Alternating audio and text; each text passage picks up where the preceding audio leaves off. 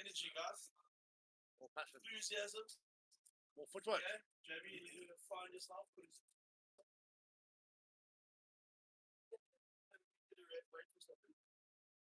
I've got your waters. And a red waters, that's going to be. It's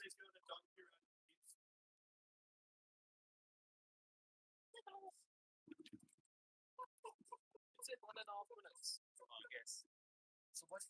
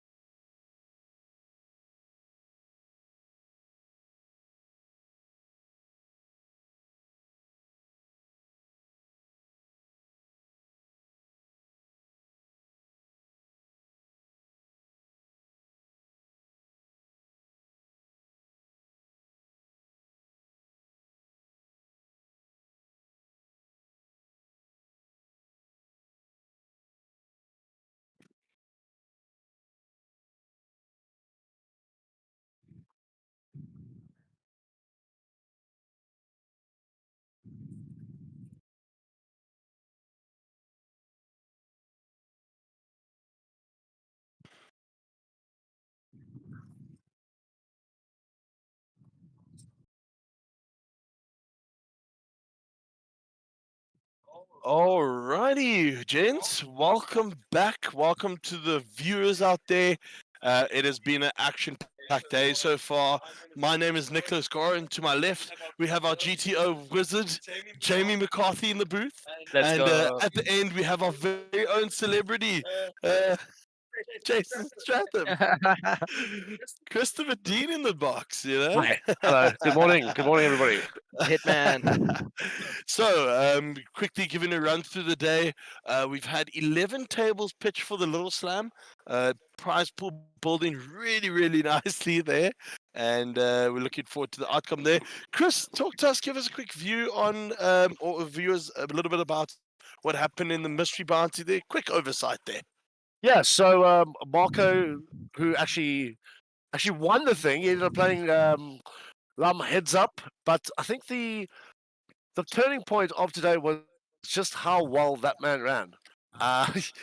He took, was it 14 bounties? Yep. Including his own. Yeah. And yeah, he just absolutely went on a wild roller coaster. He went in with a chip lead, lost it, came back and found the W. We've also got the... Sorry, yes, carry on. No, carry on. We've also got the Little Slam that's kicked off. That's a big favourite amongst the players. So that's at 5,000 buy-in, 300,000 starting stack. And you play our levels. So that's a long grind. And then, of course, the high roller, 50,000. The toughest tournament by far is also kicking off right now. Massive turnout here as well. I mean, I'm turning around here, including the feature table. We've got 5 tables running. Wow. You guys will see that as it goes on. You know, the biggest names punting it. There are 1 or 2 wild childs out there as well, so we're looking forward to seeing them play. Jamie, talk to me. In the field that you've seen walking around here, give me 3 names you're excited to see and why. Right, it's going to be pretty generic, but I'm excited to see Clayton. I like his style of play. Of course, Ahmed Karim and Moaz. Yeah. Yeah, to say Moaz there for sure. Yeah, of course. Always rooting for the boy. Yeah, and looking back here, I see both the Nicks have landed back at the same table again. Nick Sisu and Nick Ianu. We have corrected his surname for the viewers. It's not Nick Anoy.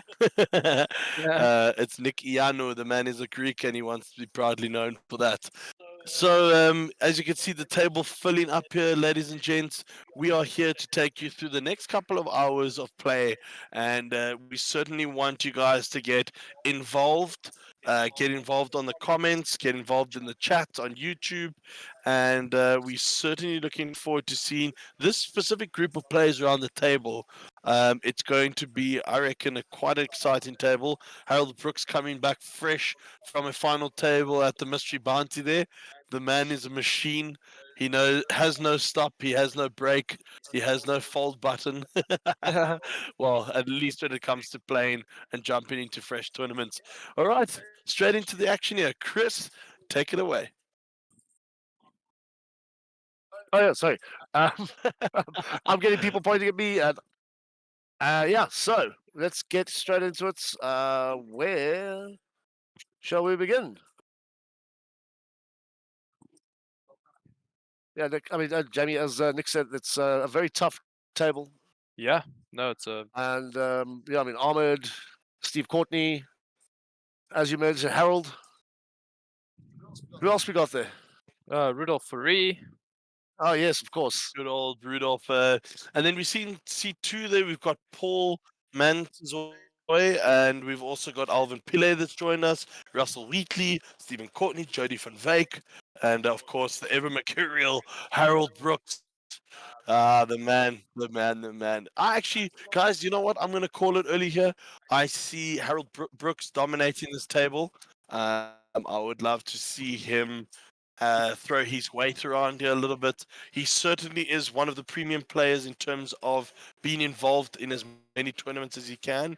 We obviously have the inevitable threat of Ahmed Karim. It'll be interesting to see if he builds a stack early on this table, because it certainly creates more action. And some of the other guys around the table, like Alvin Pillay, definitely got a little bit of a shouting here. Certainly an underdog, and of course the ever impressive Rudolph Furry. I mean, the man is unstoppable. So, yep, we shall head across to the action here. Jamie, take us away.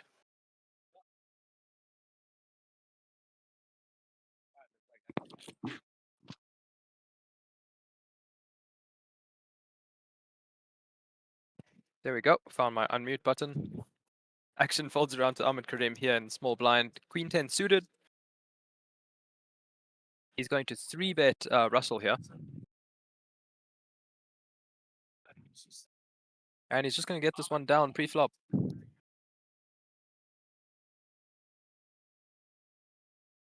So the first comments coming through already on the group, guys. The hometown favorite Barry Stemmert, or aka Biza. Thanks, James. Huge improvement.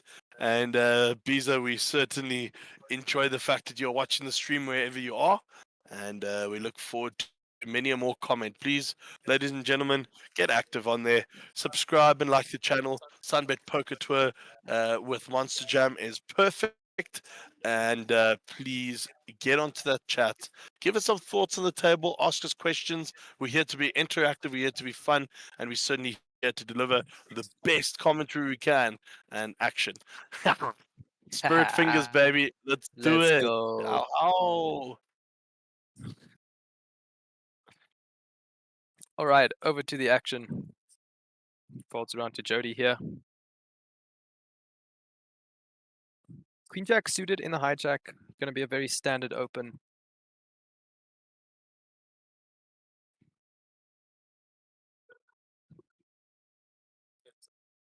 Yeah. Again. Again, I think that the reds are 25k, orange and blue. Not sure. We'll have to figure that one out. Let me go grab a snapshot of that quickly, gentlemen, and we'll get back to you shortly.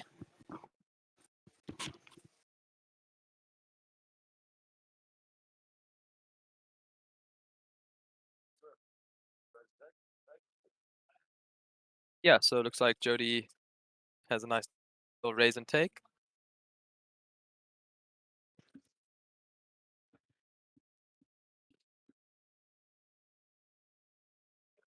Very interesting table, eh? Big mixture of different styles. Yeah, absolutely. Like Nick said earlier, Harold Brooks and Ahmed Karim here definitely have a good shout at accumulating a lot of chips on this table with their aggressive play style. Yeah, Clive as well, and Yeah. sorry, Alvin. I mean, Mhm. Alvin's very well asserted within the community. Absolute crush of a player, and he'll put you in the blender whenever he has a chance. Is it? Yes, sir. Right, UCG Ace 8. Over Russell.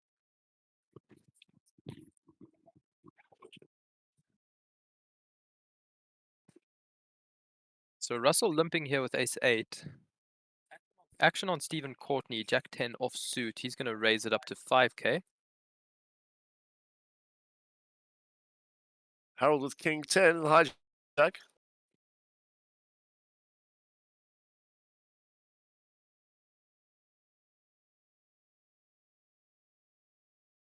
He just comes along.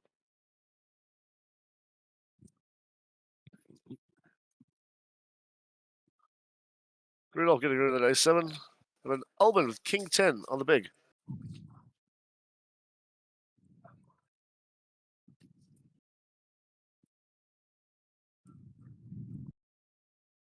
Right, updated chip colors have come through. Looks like orange is 1,000, red is 5,000, blue 25k, and yellow 100k. 7, 5, 4. 2 clubs. Russell currently had your ace high with his gut shot as well.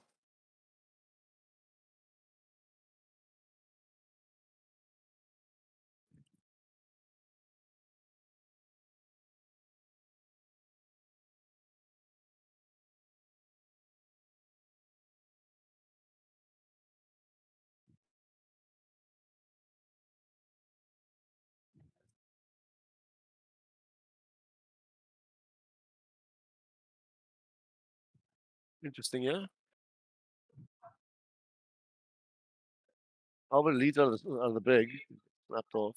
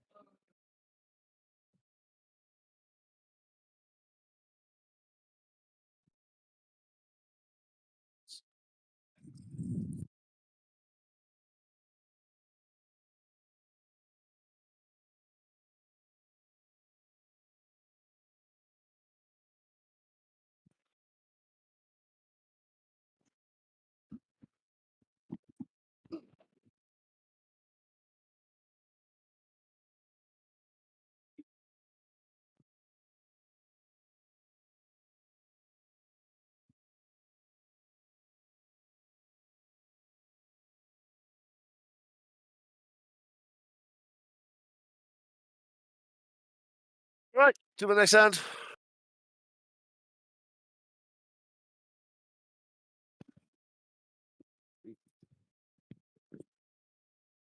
Stephen Courtney, UTG. There's that Queen 6 back.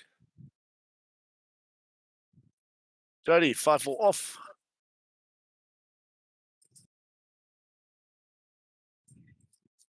Ace 5 for Harold. Think he might opt to get involved here.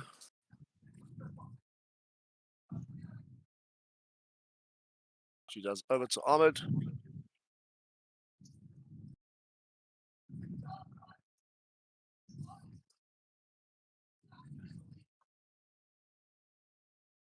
Paul's up not to plays 10-6. Rudolph gets out the way. Over to Albin. Ace Jack out of the small blind. Jamie, what kind of sizing are you looking at? What kind of sizing are you looking at from 3-bet from Alvin if he opts to? So it's coming out of the small blind, so I prefer to see a slightly bigger sizing, around 3 to 3.5x. Yeah, so 17k, pretty standard there. He gets it through. Yeah.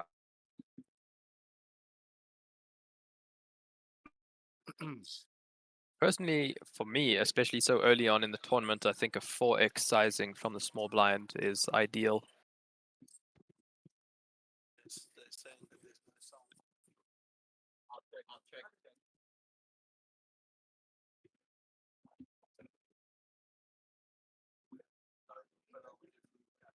Right, there's a look at the chip counts.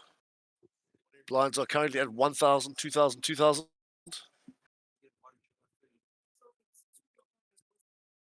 Rudolph right at the top with 270 big blinds. Elvin with 57. So Rudolph Furry taking a commanding lead early on in this high roller. Man is an absolute machine. Caleb Wenger coming through on the chats there. No sign from the feature table, gents. We are looking into it. I'm sure one of the staff at the back had forgotten to unmute it, Yeah, just and needs to we are flip the certainly on button. it now. Right, Harold Brooks here, ace-4 of diamonds. Certainly going to raise this up. Makes 5k to go. Armored, 156 bigs deep, 8-7 suited. Gonna call. Oh, wow. Look who's joined the table. Oh, Things have just got interesting as well. yeah. Imran Right, so jumping in here with a starting stack of 400k, 300k, my Oh. correction. So Steven just rips should be here for interesting. 114k. Yeah, 69 big blinds, I believe.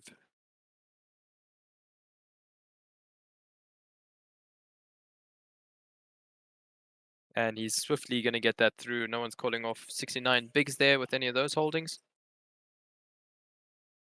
Interesting that one, Jamie. What are your thoughts there? I mean, the man obviously knows how to navigate a table like this. We're not doubting his poker pedigree, if you want to call it that. But surely that's not the optimal play there. I mean, Yeah, I think he could just put in a normal 3-bet raise size there. 3x the size of the raise, and one big blind for each caller. So he could have raised it up to 5 or 6 bigs there. Would have been pretty standard in my opinion.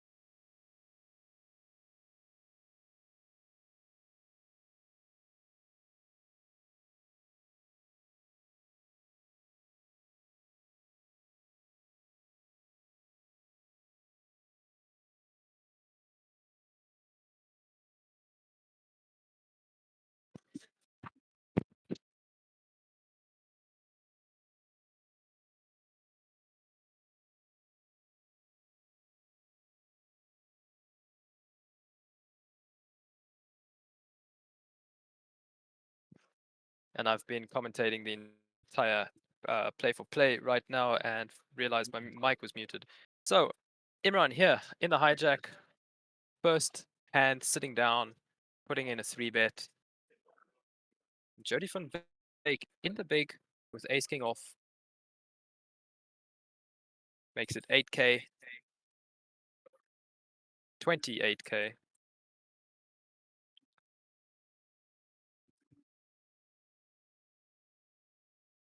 Yeah, Paul's got a bit of a decision, facing a 3-bet and a 4-bet, just a cold 4.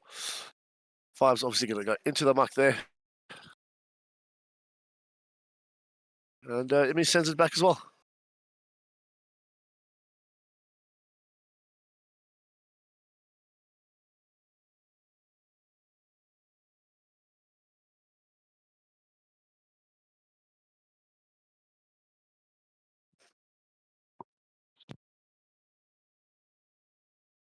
$10 p.m. on a Tuesday, Jamie, sorry. Yeah. And this place is still rocking. It's a sea of people trying to outwit each other. There's all Marco. Man, there's no rest for the wicked with him. Yeah. He just jumps straight back in. Oh man.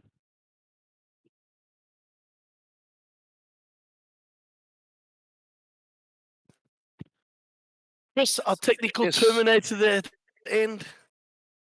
How are things been so far on the stream? Have you enjoyed your day so far? Has it been good? Yeah, it's been fantastic. Myself and Jamie put in a nice long marathon session a little earlier, and we really had a lot of fun with it. You know, we got to see That's good. things, I like it. some crazy things, but yeah, no, we had a lot of fun.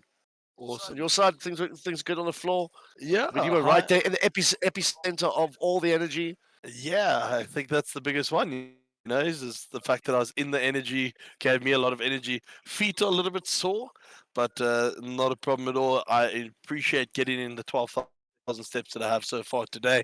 Certainly will add to my Discovery vitality. Thank you, Discovery, for that one. And yeah, straight into the action here. Stephen Courtney, Queen Jack, raising to 7K from the dealer button. Jody van Wyk, interestingly here, calling with 8-6 off, and Harold's experience getting him out of the way there with his Jack 6 off. To the flop we go. Yeah, I really don't mind that defend with that 8-6 off. It's not unreasonable. Yeah, No, deep we stack just gotta, format. yep. Now we just gotta figure out how we're gonna navigate this. Steve comes behind with a check. Turn 10 of diamonds.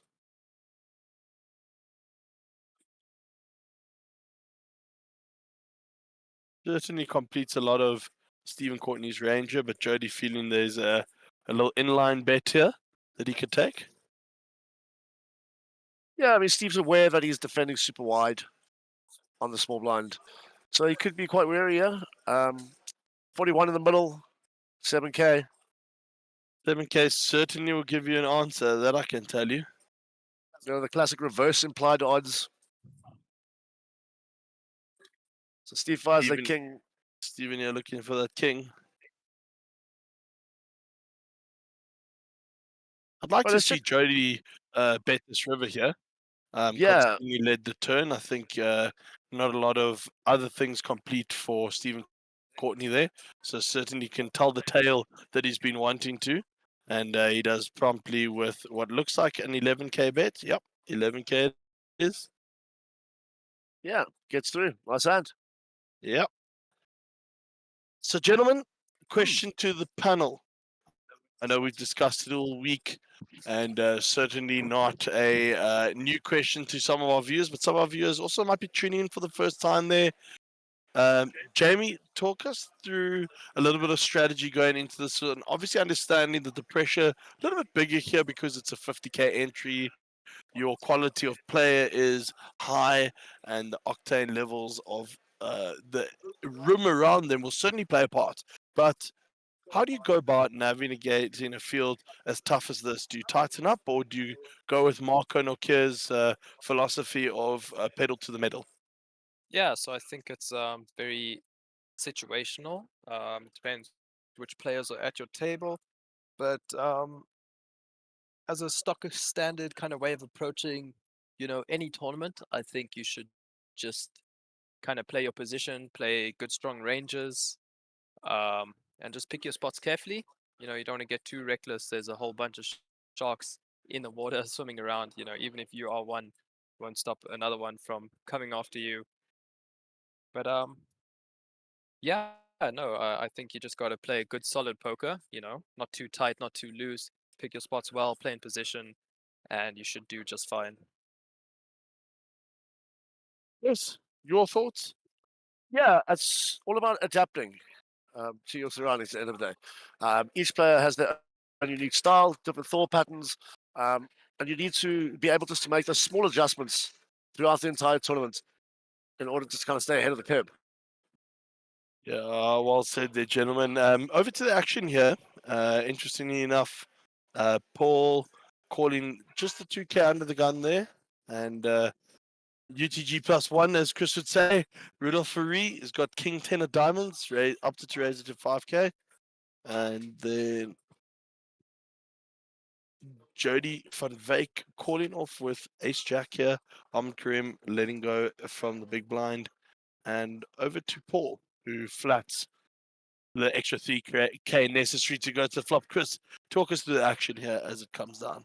Yeah, sure, mate. No worries. I was a bit surprised Jody didn't opt for a squeeze coming out of the big blind. Sorry, out of the button with his ace jack. But yeah, so Queen Deuce 6, ace jack still up ahead. Let's see how Paul opts to navigate this. He checks. Rudolph checks.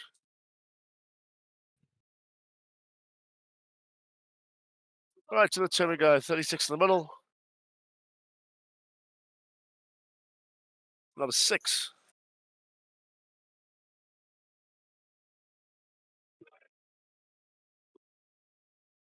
Paul's pondering here.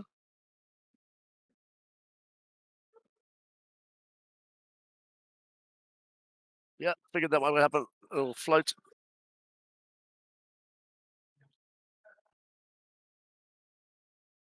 Ten of clubs on the river, giving Jody the check mark.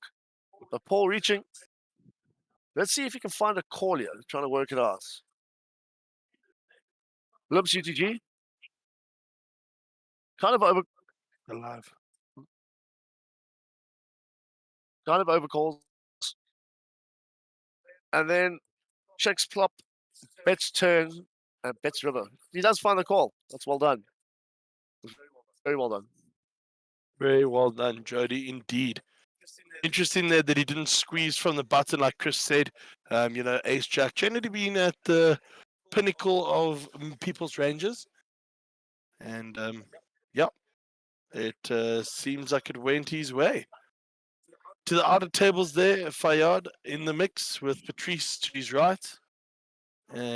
Certainly one contender that can make it for a deep, deep run here. And Patrice looking for, a couple more cashes here and there, flying in all the way from Mauritius. Certainly wants to be part of it. The formidable Jerzanetti there in the middle. And Renette to his right.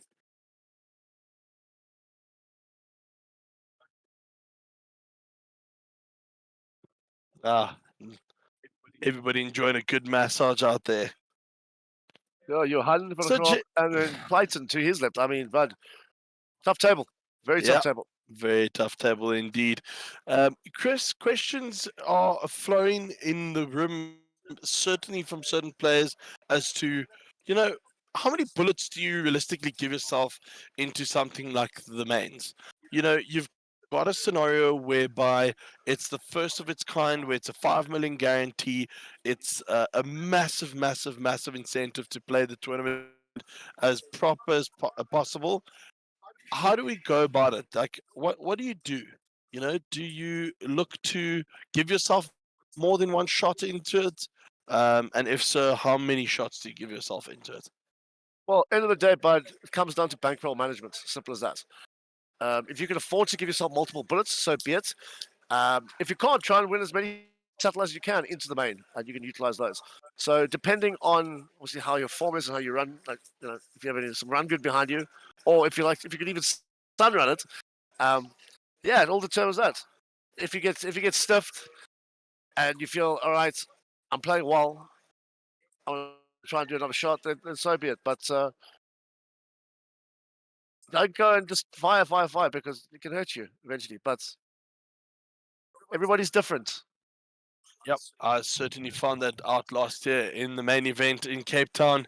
Very difficult to always make a comeback there when you fire more than 2 bullets, as you often won't cover it getting them in cash. And you've just got to be aware of what sort of cash levels you're looking at, and how do you go about managing that. And it's something to consider, to think, go look back at past tournaments, go look back at how deep they ran, but also to what level they paid, etc., etc. It's a very good guidance to what happens further. And I mean, I think Cape Town, from what my memory serves me, if it serves me correctly, got to 6.8 million, which was a really nice prize pool.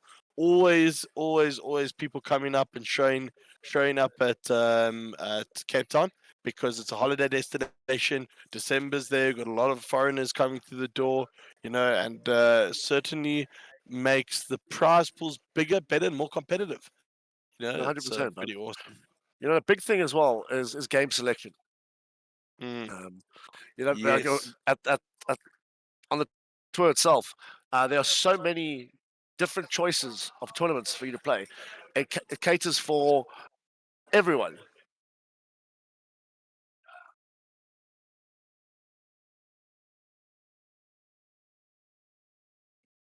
So the noise coming from the outer tables here in the Little Slam, obviously the event being a way more social appealing event than obviously something like the high roller where the pressure's on. Little Slam 5K buying, in my opinion, the best tournament structure out there, and everybody always looking to have a lot of fun. I know Franco and Darby came in hot. Darby looks like he's thoroughly enjoying himself walking around here with a massive smile on his face. And yeah, I mean, again, one of those tournaments that you can enter where the value's great and you can certainly build yourself enough bankroll to get the best out of the rest of the tournaments. It's not necessarily going to get you a high roller ticket or give you the bankroll for a high roller, but it certainly will give you those shots that you need to be able to play the main with the optimum output. So, Jamie, getting across to you on this one. There are certain calculations that we can take and certain ways we can look at things. How do you go about calculating the entry into a tournament? How do you factor that in the prize money, etc., etc.?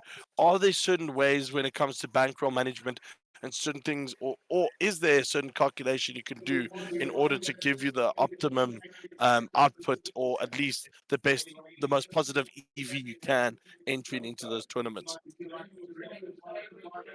Interesting question, Nick. So I think from a bankroll management perspective, you should, to be extremely, extremely risk averse, they say you should have at least, 50 to 100 buy-ins of the stake tournament that you're planning on entering.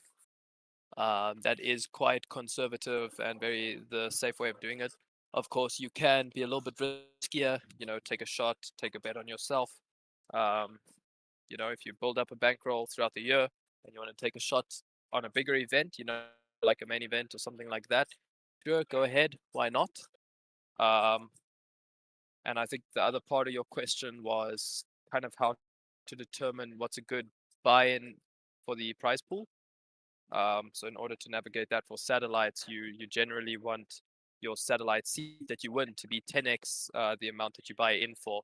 So if you're playing for 15k seat, you don't really want to be in for much more than 1,500 rand. That's just a little rule of thumb. And then I think for the main event or something, you want first place to be at minimum 25 times your buy-in. Overseas, there's much bigger tournaments, where you can 100x your buy-in, at a WSOP or something. In South Africa, I think you're quite lucky to be getting between 20 and 25 times your buy-in. So that's just sort of a rule of thumb that you can follow. Absolutely love that, Jamie. It's so spot on, and it's so important to some of our viewers out there that they understand that. And we can only feed them the information. It is most of the time a matter of opinion. Jamie is a learned poker player in terms of studying theory-based GTO mechanics. But we don't sit up here going like we know it all. We don't pretend that we are experts in our fields, but we certainly can give valuable information to our viewers out there. Chris, pick up on the action here. What's gone in this spot? Yeah, so it was opened up by Russell, +1 to 5k. And as you can see, everybody came along. And Steve has flopped a bottom set here with deuces. Imi's got top pair. Russell's going to get out of the way. So he bet 7k.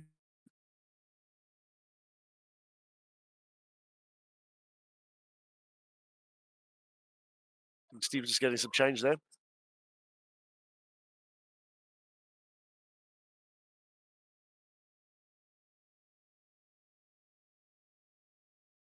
Nine of spades at the turn.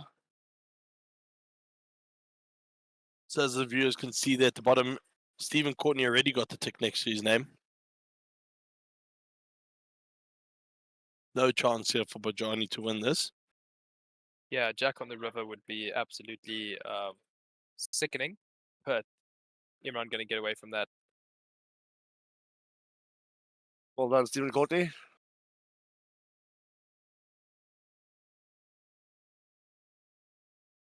Seems to be a bit of confusion on the table there. I'm sure Bajani, being the honest person that it is, just shipped it straight across to where it belonged. So a couple of updates coming in here. Another buzzing night here at Times Square. The 50k high roller crossing its guarantee within the first 3 levels of play. That's incredible. We could certainly see it by the turnout here, and it will definitely make future events like that guarantee a little less risky for the organizers, so they could certainly make the guarantees a little bit higher there. And then 145 entries in the Little Slam with 30 minutes of registration left. That is awesome. You know, what a cool event. And there you can see from the visuals, the room is packed, the energy is great. Certain people are having a lot more fun than others in terms of tucking into the beverages around the place, but all for a good day of poker, and certainly has added an atmosphere to this room like none other. Um, the other day, I mean, when we had the club champs as well, what a difference it makes to have that sort of energy in the room. You know, you love seeing it, you love looking around you and seeing all your mates, especially your poker mates that you play with on the weekends. A lot of which I play a lot of poker back in Cape Town, which we are very fortunate with. But you know, Chris, certainly love seeing your mates regardless around the table. You know, on a weekly basis. Yeah, I mean, that's the thing. I mean, that's how I met you. Yep. Funny enough, all those years ago. 100%. Same with Jamie. Yeah. And, Yeah. you know, even though we're all mates, we go and we do our utmost. You know, we go to war and then it's all back to normal afterwards. Try and come get me the next time. But yeah, the camaraderie that this game brings and brings people together is something else, huh? Yeah, Yeah. and the networking that happens around the table is awesome. I mean, Jamie sitting with Mark this afternoon and having a long discussion with him there, getting a couple of tips about commentary and about coaching, Yeah. and I'm sure poker life as a whole. Was that an interesting discussion with Mark? Yeah, it was really cool. Mark was yeah, he's just such a solid gent. He had a lot to say. Just yeah, overall really nice chat. And thank you, Mark. If you do go back and listen to this, I really appreciate it. Yeah. Nice. So up on the screen here, I'm just having a look behind us. We're very lucky to have these visuals coming in here. 10 main event seats guaranteed on Thursday, the 7th of March at 7 p.m. right here at Times Square Casino. It is 1,500 Rand entry, re-entry, should I say. No more rebuys or happy levels or anything good like that. We just want to play pure poker. Hello, Josh. How are you doing there? So please feel free to come on down to Times Square, jump into that one, and win your seat into the main event for the Friday. As Jamie says, 1,500 Rand on the nod, on the nose, on the button for that perfect level of entry to get into that main event. So certainly worth giving yourself a shot, and maybe squeeze. I know he would be upset by me saying this, but maybe squeeze out a second one if you really need to. And I'm getting the thumbs down from Jamie there.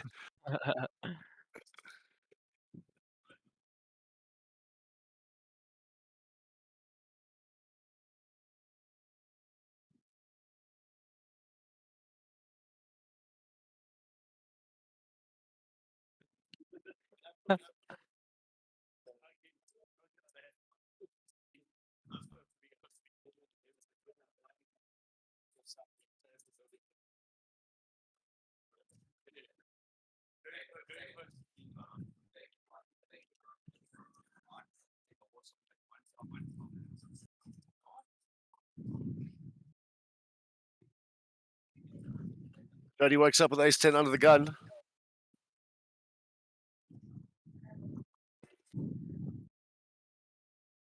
Ah, I just love this sight here in the background. Oh, it's just so good. Makes it 5k to go. Just warms up your heart, eh, Nick? Oh, Champions League football on in the background, poker going, people chatting, drinks being had. So much fun. Absolutely love being involved in this. Right, Courtney opts to defend on the big blind.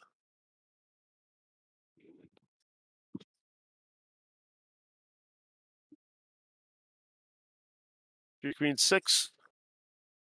Action on Steve. Only just noticed Jody's sitting with 196 big blinds. I mean, that's mammoth. Wow. Well, you should see Rudolph Furry and his 267. Certainly claimed a couple of lives or stacks out there, that's for sure.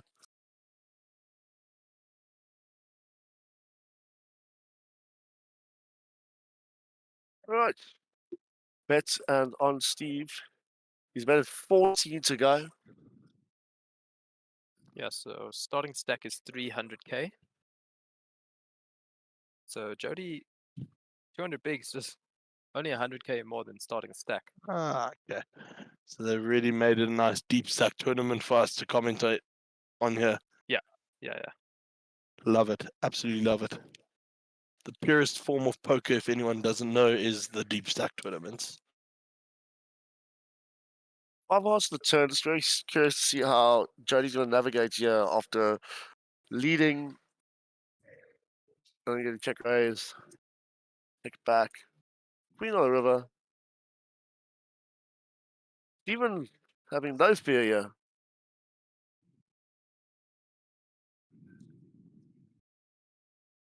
16,000.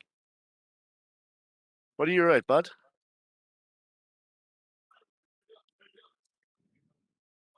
I'd be quite surprised if Jody calls here with ace high, considering he got check raised on the flop. Perhaps Courtney could have something like 4-5 of diamonds that he would check raise with. So ace high would be good. Courtney gets that through. Well done, Steven. 4-5 of diamonds would have been a really cool check raise.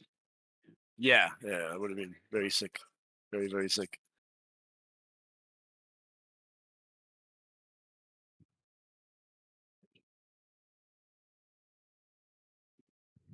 Let me getting the shakes here in the box.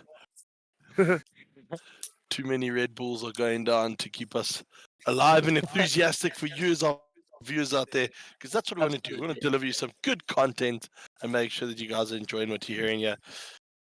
The love's coming through on the site. I'm putting my little hearts into the mix there on the YouTube channel. I'm going to put a couple of smiley faces and party faces just so that everyone could see we are tentative, we are looking, we are watching, and we are excited to have 106 viewers already this early. You know, as the night goes on and the wives and kids go to bed, the husbands like to put it on in the background and play either on their Poker Bros apps or their, Poker Bet apps out there. Certainly a lot of fun can be had at this time of night. And please jump on, like, comment, send us your views, give us questions to answer, send us a joke. If you have a really good joke, we'll read it out and we'll laugh. If not, you might get the wooden spoon, but entirely up to you. Okay, interesting. Howard Hand here. Lipman here popping in to visit us. Hello, Howard.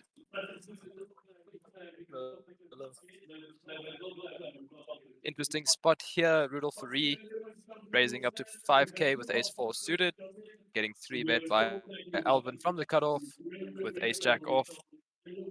I'd like to see Rudolph get sticky here with a nice low suited ace. Puts in the call. I mean, it's got nothing to do with it because it's your favorite hand, right? Yeah, of course. Might get in trouble here as he flops top pair, but getting outkicked by Alvin. To the turn we go. So Rudolph check calling. King of diamonds on the turn. Might slow things down a little bit. Jody, top pair and a diamond draw to go along with it. And Rudolph swiftly lets go of his ace. Alvin I know scoops. you've commented. Yeah, you've commented on Jody's hands a lot, so that's why you said Yeah, Jody sorry. getting top Yeah, player. No. It's all good, my boy. It's all good. Jody's been quite active tonight. He has indeed. In the background there, we can see that Paul looks extremely bored and frustrated with his play at the moment. I know he lost a hand quite early on there, and certainly not out of the race yet, but has a bit of a mountain to climb there. We'll try and get an update on his chip stack as soon as we possibly can. Yeah, it's one of those where, as long as you have chips in front of you, you have a chance. So you don't count yourself out. Chip in a chair, baby. And then this new term that I've learned, he has to go on a sun run to make it. There we go. Make it a deep run into this tournament. Which is great. Get me a sugar-free, please. Like you should have now. Yeah. Hi, Sam.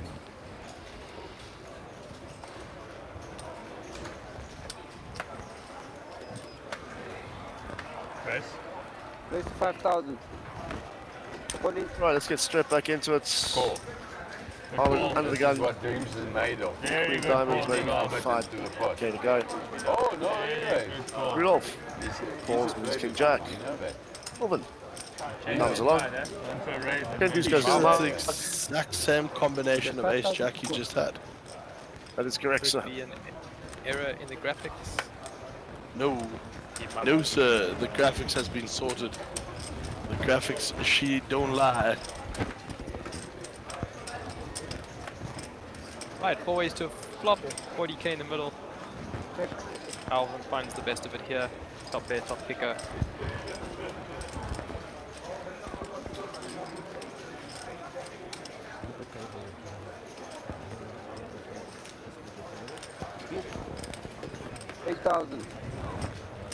Okay, now I'm worried. I was worried about him. Now I can relax. Right, Ahmed leads out for 8. I mean, you look like you're at 8. Rudolph calls. Happy. Ace of clubs on the turn.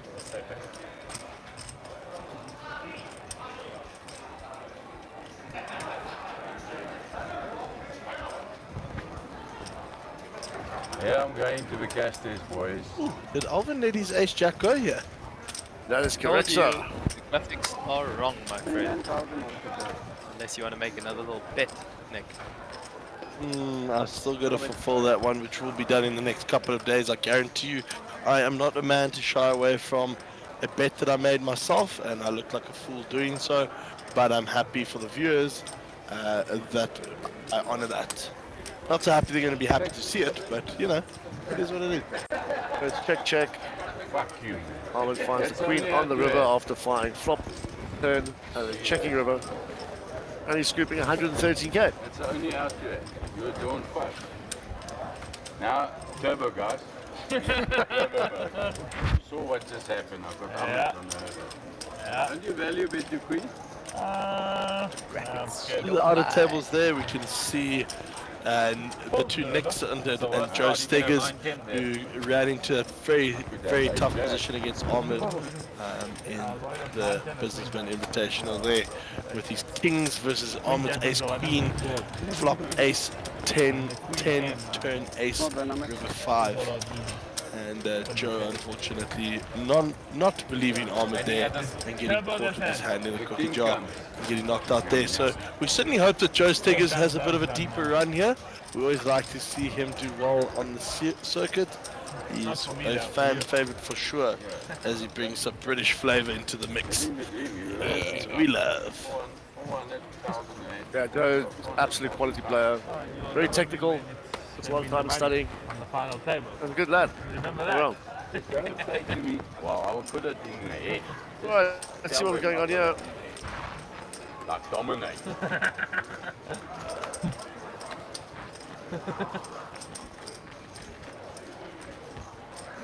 Over to Jody, ace 5. Makes it 6 to go. Harold with a small blind.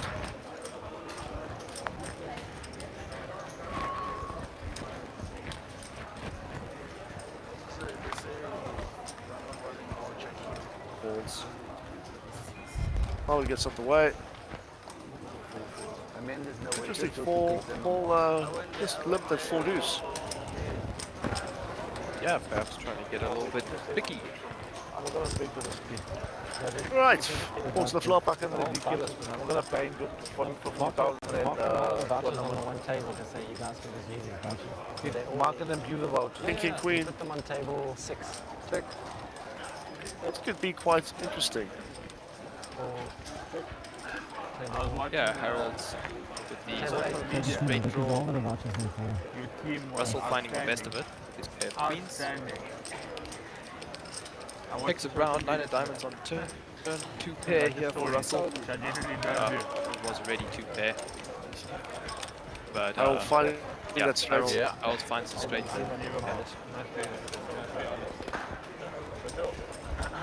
With the other people didn't think that. Yeah. I don't know. You're gonna bet it.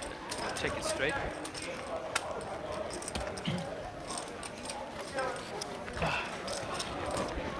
Oh, can I take? Thank you. That's not the best card in the world. Nice hand though. We're going to bet call. Oh, we're going to check or bet? Yeah, Check, 25. bet, Yeah. What's Yep. happening in Durban? You were like So that's. It will happen so quickly in the first coming and going. Yeah, it's A couple of days. Harold's jack is good. Harold, I want to pitch for you. How much? How much? Bad idea. Why is it 240? Newspaper just arrived now. Newspaper just arrived now. 10 o'clock. Yeah, so single item for the single voucher for the tea. Right, it is giving me. Room is a buzz out here, Chris. It's so It is. amazing to be out there. I don't know if you The know Clayton gave me the nod. So I guess we're firing. I could tell. And you said to Firing you all like cylinders there, Clayton. We suddenly want Clayton back in the box here for another grueling session with Clayton Tallyworth in the box. There's a whole pile on the He table. gives incredible commentary, very technical. Certainly gives our technical Terminator there in the corner a run for his money. Yeah, we'd love to have Clayton back in the box. So certainly, you know, I was walking out there now, checking out Peter Sisu, taking on Jared Solomon, I was in a rush. knocking him out in the pot, you know, betting the river, just smashing it in there. And, you know, he doesn't shy away from it. He puts his foot in it every single time, and he's happy to rumble the big boys. Jared Solomon, obviously being second on South Africa's all-time list of earners, pretty formidable opponent. And Peter just goes, you know, I've got an age and experience on my side. I don't care. You know, I'm the oldest one in the field here at 83 years old. I will take these boys on. So we love to see that. We love him. He has consistent results as well. Always runs deep. Always winning satellites. You know, shows. Satellites are a thing. You just go scoop them, jump in, bump. Yeah. All right, let's see what's happening here. Even last series I stayed there. Leif Morgan coming through on the chats there. Howdy people. Howdy, howdy. Level interior decoration. Got a lounge bedroom. How much a lot? I paid 7.5 for 5 nights until Sunday. I booked from tonight until Sunday. 843. Wednesday, Tuesday, Wednesday. A little bit of something for everybody here, huh? Everybody got a piece of this board. Very interesting here. Just across the road. Top pair Mainly main residence. with a flash draw for Stephen Courtney, who's just realised, hey, look, I'm in action. His hand is actually massive. Yeah. Capital. His hand massive. Capital. Yeah, Jody finding middle set. Open-handed straight draw for Russell. Second nut flush draw for Courtney. Russell Wheatley just opening 12k here, doesn't even realise that all the problems that are about to follow. Yeah. Now it looks like Paul opening up here. 9-7. Yep, Jody, they still the same, buddy. You've got fours. 5 middle sets. The way they invite us.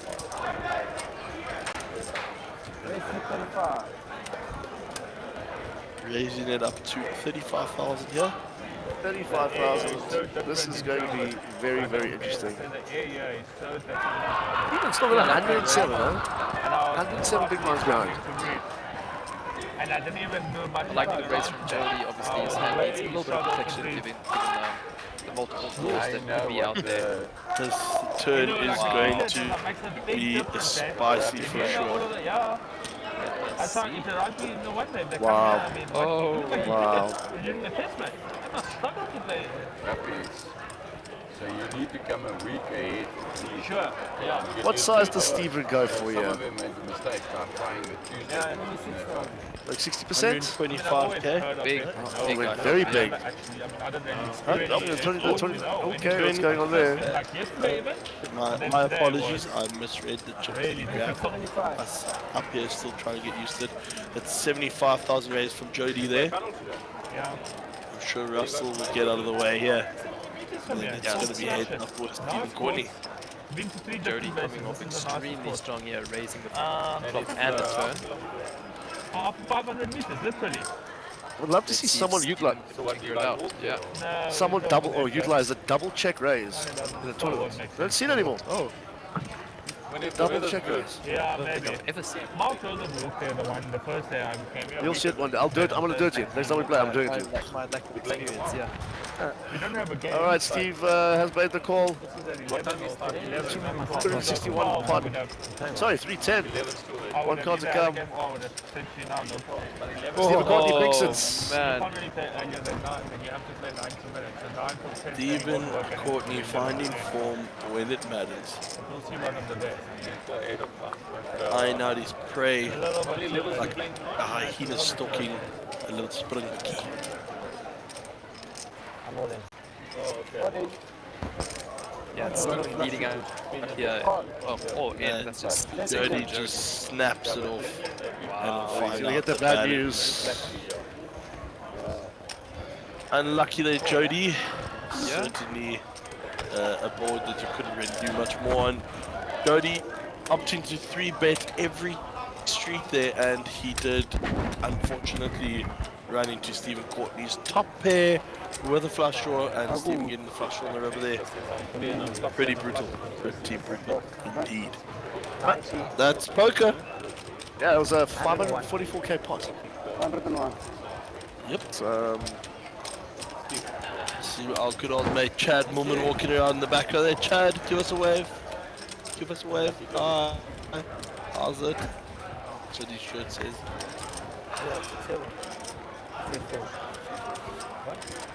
You know, guys, this is the beauty about this setup. You know, we can absolutely just sit here, be a part of the vibe, be a part of the action. You know, keep an eye on what's happening on the outer tables here. So Harold, when I went to get And the voucher, certainly I makes lost for better viewing for us, I must be honest. It's, I was wearing my sunglasses. So I'm going Pretty to go back to the table now and check this. Maybe I if should you have are been- listening to the stream and you would like to join us in the box, come down to Times Square, jump into a 20 or 2, come say hi, come get in the box with us. We'd love to chat with you, we'd love to catch up and hear your opinion on some of the hands that are going forward. Oh, no, this is all for table 6. It's the entire...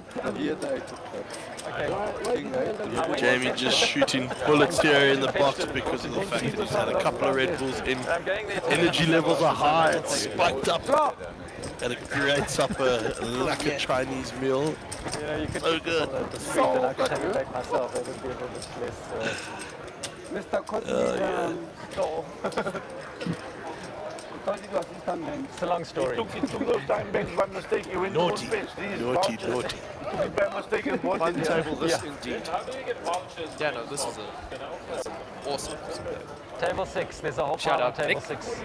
for nominating this high roller table.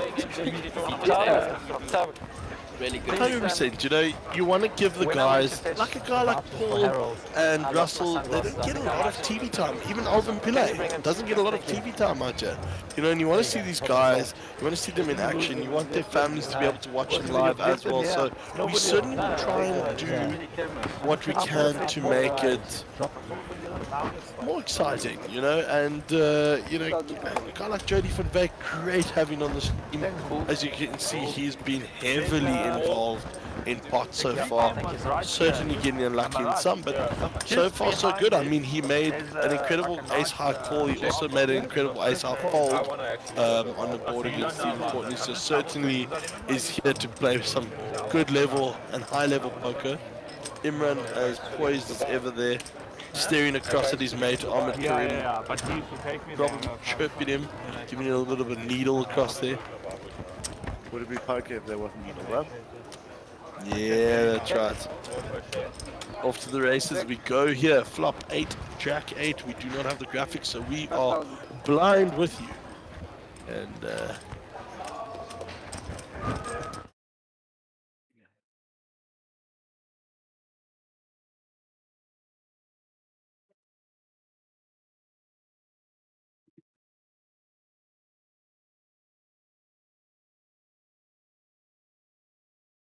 certainly the board here, very interesting. Checked around here, 3 people still in this pot. And Alvin grabbing some chips here to lead it out. Paul promptly calling, and Rudolph calling.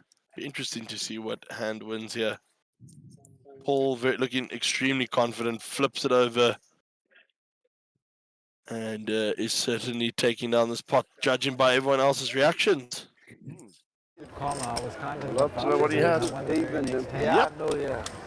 Your payback. For your Interesting camera view that they got of us there at the back. We were all trying to analyze the hand purely because there was no graphics. So we were sweating with you, we were in the moment with you, and still don't know what the winning hand was there. Couldn't see, but the chips went in the direction of Paul. Awesome stuff.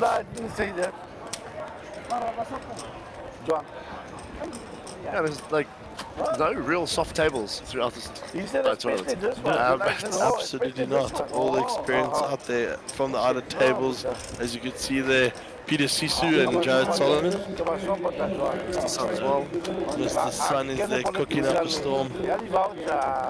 Norman Cherry here in the bottom left. Isn't next supposed to be 53 then include Like you said, Chris, very formidable lineup out there. Everybody recognizes these faces as they are certainly regulars. Liv Morgan coming through, being our most impressive well, let's call her commentator of comments, and saying, press likes okay, warm here in downtown Toronto, trips to winning, and 3 commentators, eh? That's it.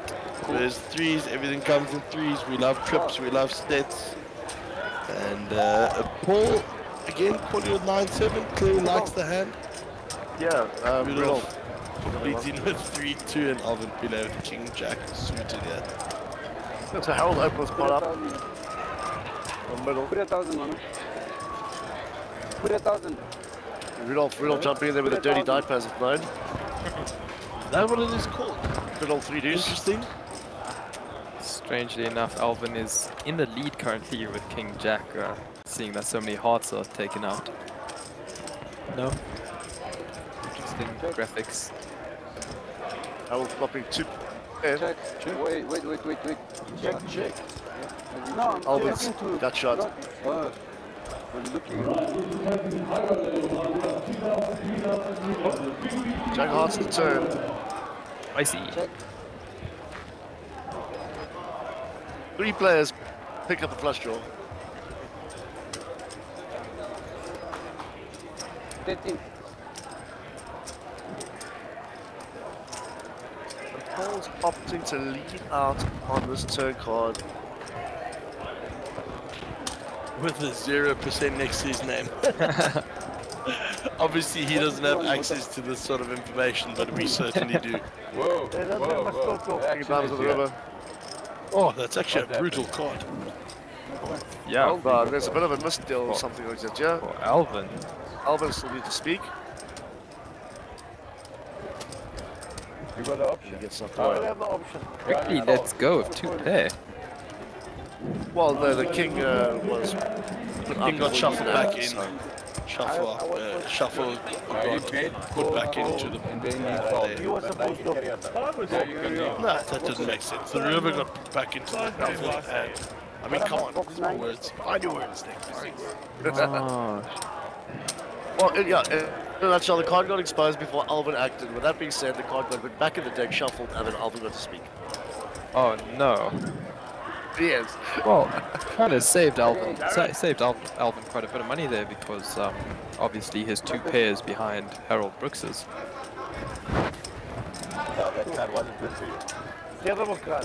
Good thing Really interesting spots here tonight, Vince. How was that a flush? Yeah. Me too. I had a flush. No. Sometimes when I'm in the middle of the hand, he's got open. It's now, ne? No, that's the problem. You're listening in one ear, trying to play everybody. Whatever. Yeah, you flip the card before you call. So. No, that's an important card. The river card comes the king and there's Over to the outer tables there. That looks like our Mauritian superstar from the Bounty tournament, yeah. Bounty tournament. Yep, mystery Bounty tournament who pulled the 300,000 rand ticket, the top prize for the whole competition. every time. Not expressing much emotion when he pulled it. I don't think he had worked out in his head how many euros it was, or dollars if you want to call it that. So, but I think when he realized he had won the top prize, he was pretty elated. And yeah, he's a cool guy, man. We love having some French fanatics in the crowd. How's this for a table? Diagram. Samuel So crazy. Mark was. You only want one more. Oh, wow. Right, yeah. Marat, 2,000, 3,000. Yeah, he wants one win. Alright, Steve under the gun here. It's Jack 5. Yeah, so if Moen there had to convert his bounty into the Mauritian rupee, it's 750,000 Mauritian rupees, which is absolutely by no means a small amount of money. Thank you, Jamie, for being our technician and working that out there. We appreciate you very much. Well done, well done. 8,000. Thank you. Guns on display. Up to 16,000. It's the sound of the police. Actually armored. Not one. Looking at something away. Ooh, Ace King suited here for Paul. Puts in the 3-bet. Really? A small 3-bet. I just probably used red white. I don't know where it came from because I had an ocean basket. I came here and someone told me your back was full of black spots. Harold flopping the open ender.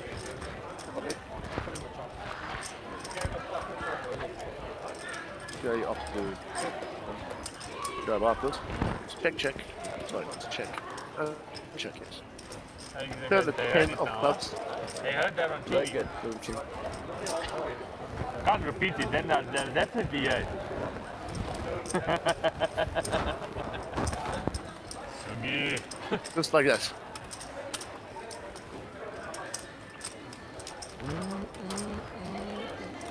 What is it now? Nick, do you know how many levels we are playing tonight? None got 2,000. So they've told us we've played a total of 5. We only unfortunately started streaming from the 3rd level, so we are only seeing 3 hours of play tonight, with a couple of breaks in between. Should extend to about a 4-hour period over that time. More than enough action for our viewers out there. And Max Devison messaging me here privately on WhatsApp. Very jealous of him. He's gone to a friend's bachelor's all the way out in Scotland, looking at a rickety bridge bottle of wine from Franschhoek. What a gent. You know, he carries South Africa with him wherever he goes. Doesn't matter in what shape or form. Max, we're going to miss you for the rest of the tour, that's for sure. But we wish you all the best, especially for your friend's bachelor's, because it's quite difficult to navigate. And then the Irish Open at the end of the month. Awesome stuff there, Max. You keep it going. But Jody's picked up kings under the gun, you know, made it 6,000 to go. Ace 9 for Paul. Comes along. Ace queen for Emmy. Looks like we're getting the same number of spots, really. And it's accepted. 3 bets to 21,000. So, do you think Jody puts in the cold 4-bet under the gun? Yeah, I do think he leans to it, but I wouldn't mind also just the flats. Yeah, I agree with you there. Look, at this point, the pot is 65k already. If he jams it, he takes it down. He's adding a good 40% to his stack. 50%. Or 50%, sorry, yeah. I would have gone Sorry. for it, like a Apologies, 50% to his 3 stack. or 5. Gone for about 65. Yeah, he's only got 38 big blinds, Only so card I don't pull is a queen. It's all the combos. suppose he could do all but one chip and just leave it behind. I went up for I do, but he gets lucky.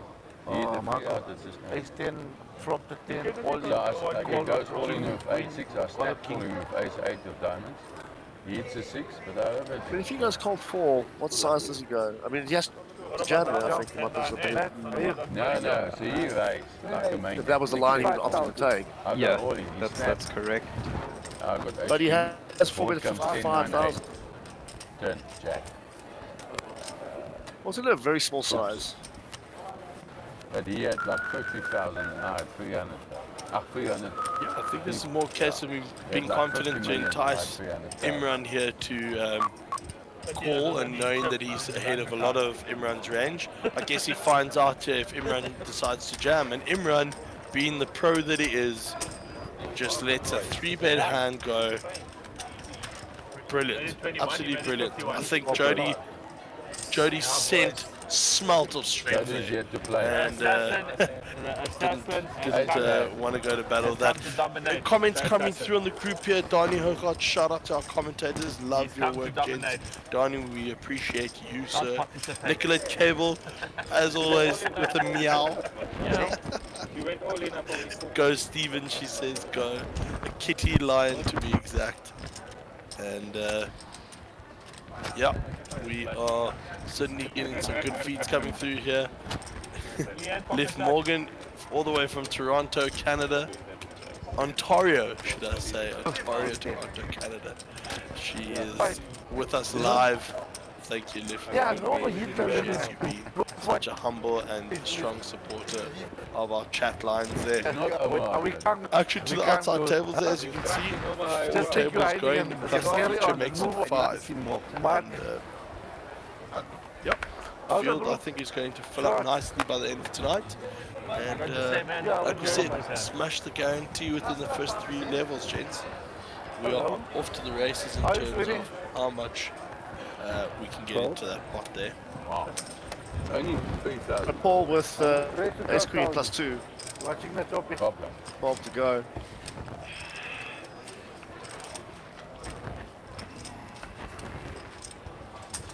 Over to Jody. On the big.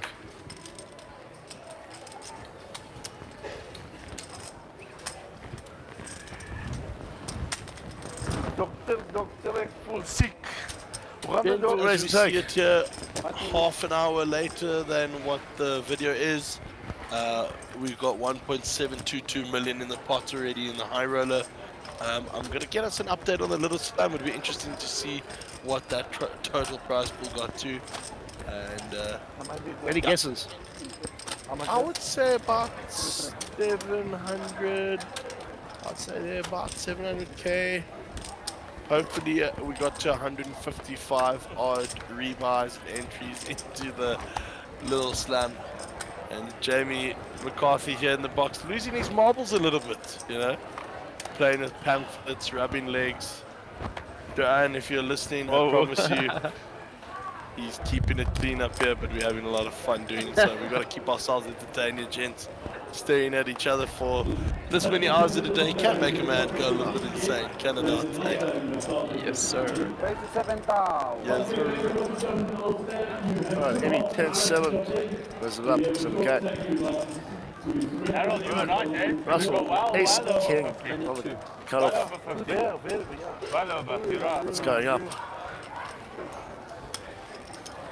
Lady on 41 would still 5 levels. Still 6 levels to go. 6 levels, yeah. 10 levels total. Yeah, no, you're right. Better get out the way over to Harold. 2-2. Oh, 8. Sun Herald. But you looked at me and said 2-2. You literally looked at me and said 2-2. No, 3-bet city, 22k to go. 22,000. Up to 22,000. You did say 2-2. Yeah. You heard 2-2 as well. Harold picks up clean now. No sugar free? I want a normal one. You want normal one? I'm saying, Point there, you feel both hands. No, they got it just there. Go and check. Let's check the camera. Yeah. They can I have want a glass. Cold calls from the big. Definitely should invite everyone to come along. No, not by the looks of things. Oh, to the flop, Harold to speak first.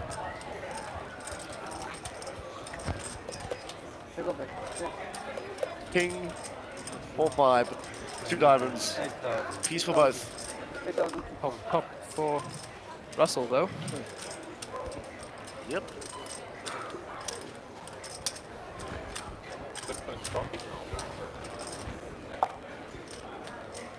Harold's calls to return. Jack spades.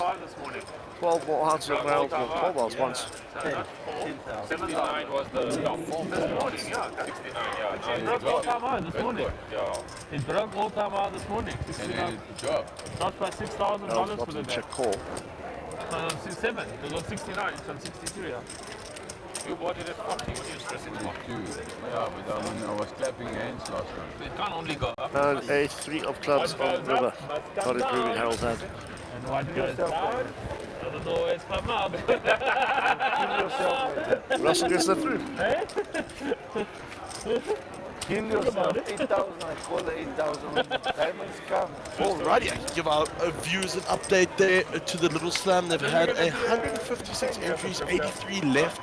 Total prize pool of 655,000. Great effort, Pretoria and surrounds.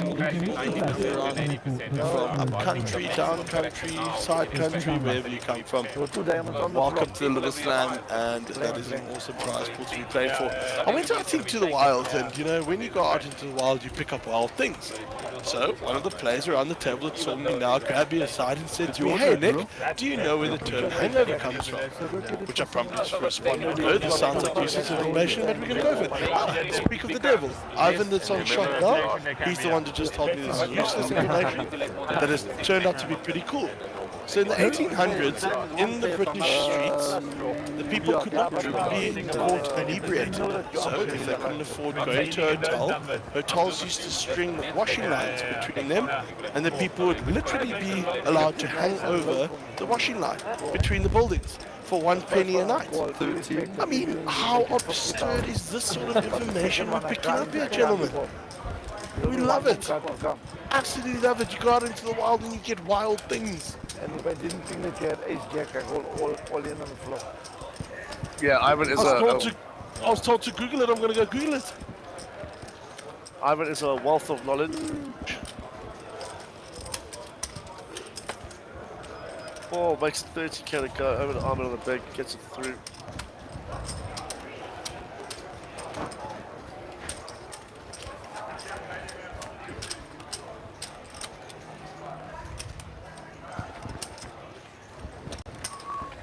You've been holding a bit of stuff. Extra. Bitcoin and Ethereum. Just those two, right? I don't get involved Not in any Bitcoin alts. No anymore. alts. I've got like Cardano, Polkadot. No, I'm talking of like proper. No, but small amounts. No, I'm saying proper altcoins. Not really. But those ones are still pretty good. Like those are things that are going to be. Alright, on to My the 90% next hand. is only BTC and hedge funds is not. Looks like Rudolph's going to be under the gun Be here. on top of the market, 2, 3 million other things. 6-4 spades. You know? Sure. I think just called. Over to Emmy. 13,000. Carry on. Doing research. Emmy picks up ace queen. Lot of ace king and ace queen going around on this table tonight. Yep, 13,000 to go. Harold Brooks on the button. 13,000. Ding dong. comes along. But a chance, I mean, it's not like You would all 3 there on the top. Wow. There's Rudolph. 71 in the middle.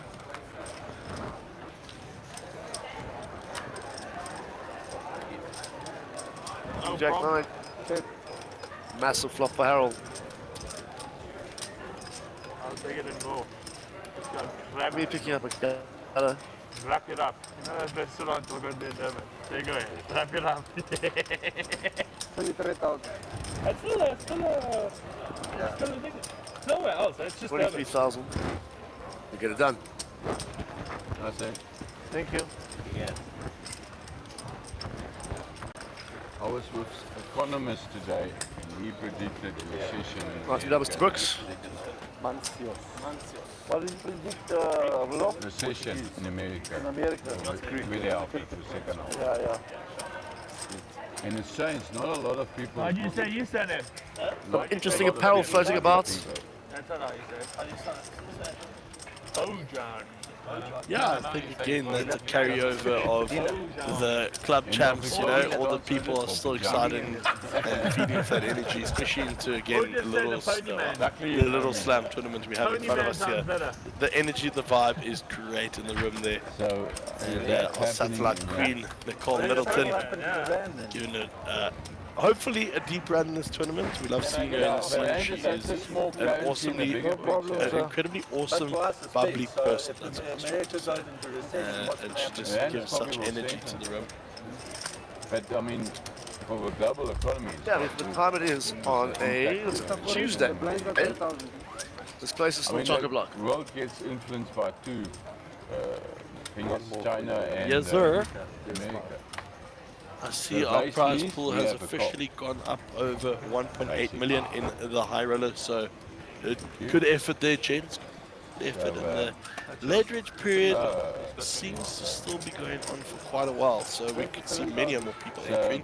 I think we are still sitting in 6 hours of late But the range. recession in If America I'm not is not mistaken, Chris, you could probably give us an update there. Yeah, end of late reg is at 3:30 tomorrow. Tomorrow He's afternoon. predicting Yes. recession It's in correct. America. 10,000. Yeah, Second half of this year. Yeah. And so so we can certainly see a couple of bullets being flown into this one, all the flung other into this one, economists is not predicting put that. into this So one. he's- And this guy is quite Right. right. Use a little bit of a fact check here I hope he's after on. this hand. Emmy opens up UTG. Otherwise, It's it's okay. become very expensive. Jody comes along for hijack. I'm giving you change. Thank you. Thank you. It's fine. Yeah, it's cold enough. Thank you. Thanks, Rudolph. Ace Queen 3. We'll see. Maybe. Let's check. Wowee. 6 of spades on the turn. Jody. Emmy's opting to bend this turn. Let's see what Jody does here. I'd just like to see him flat. Can we move it a little bit closer from the shed? Oh, See him flat, but Yeah, Rudolph. let's see. You want a table there? thanks. To the river we go. No, whose coffee is it? Oh, right, you're right. Wow. No, this is yours. Wow. Okay, so we can share. I ordered tea if I remember correctly. Yeah, that looks good. But I'll have coffee, it's fine. No, there is a tea 66 in the middle. I think Emmy might even go for half here. I think she got it. He got it down. Gonna be down, get raised. I have to pull it off. 90. Jody in absolute heaven right now. They went for 19. Stone faced. Giving nothing away. Yeah, Emo there literally going for the loose pocket change that he had on top of his stack. Didn't want to delve into one of the bigger ones.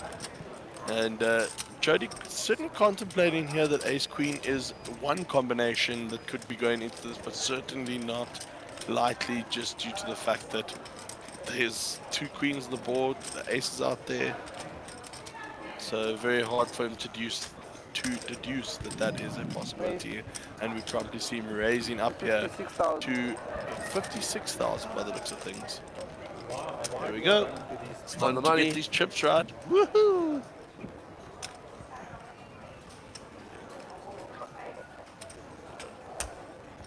Imran Maybe doing going really to well flip not- open his cards and see the bad news. Maybe doing really well not to go completely broke there. Yeah. Agreed. And again, it Really- comes really good down to discipline. his level of play. A man's a machine. Yeah, great discipline there. So, fact check. We went to the US today, and they have come back with our rating as false. Based on our research, the claim that the word hangover refers to the practice of sleeping over a rope is indeed false. In reality, the alcohol-related meaning of the term is an offshoot of its earlier meaning to refer to unfinished business or the after effects of other events. Fact check sources are supplied, and we love to see that. Mandy out there in the field having a good time. Her and Franco sending it a little bit there on a Tuesday night. Why not? What's that? You raise the bet. Mandy tells me this is by far her favorite tournament in the series, and she just hopes that she can have a nice deep run so that she can afford that awesome ticket into a 5 million rand guaranteed main event. Gentlemen, that is going to be awesome to comment on. We got 4 day ones there, of which happen over 3 days, that's starting on Wednesday, continuing on Thursday and Friday, and we see all of those days culminating into Saturday, where you start day 2 and finally finishing off at the pinnacle of the event on Sunday. And then, gents, we jet off home. Yes, sir. Yes, sir. That's still a long way away, though. Right now, Alvin's opened under the gun to 11k. Ahmed on the cutoff. Flats. And this table is ace king galore. How many ace kings have we seen tonight, Chris? I'm going to say 4. That's a lot. Yeah, it's a fair amount.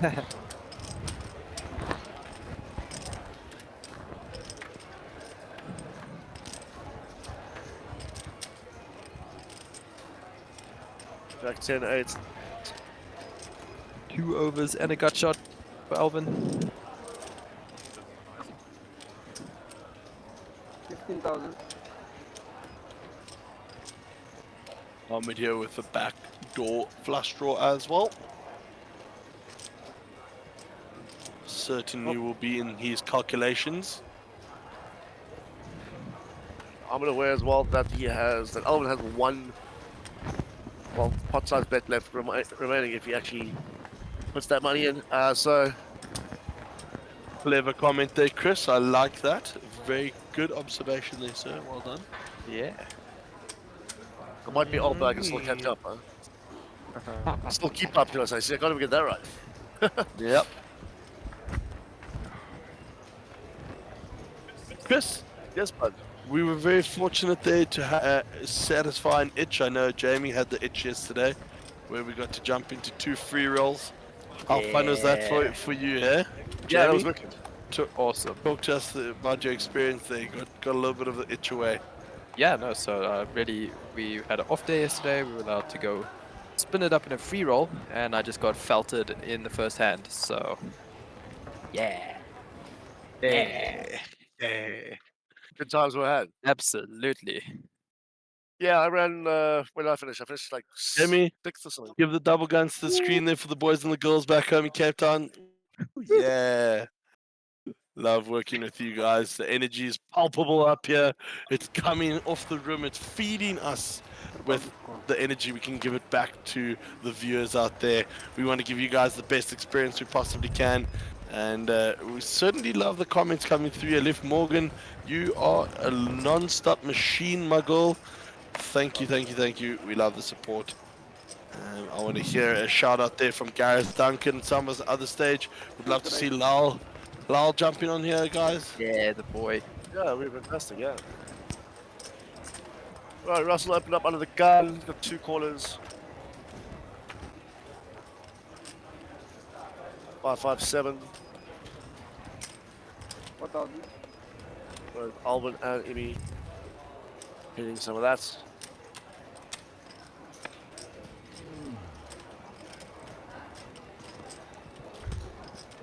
Place 8,000.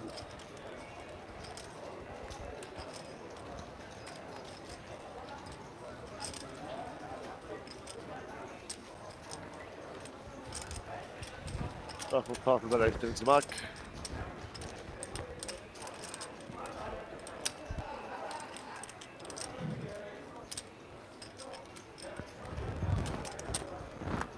Alvin raises it up and he gets away from it.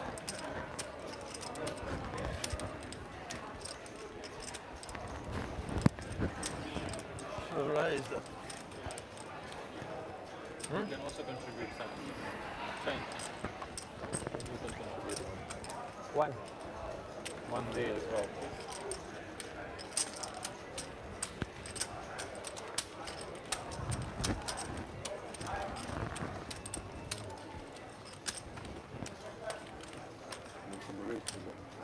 Oh, please, thank you.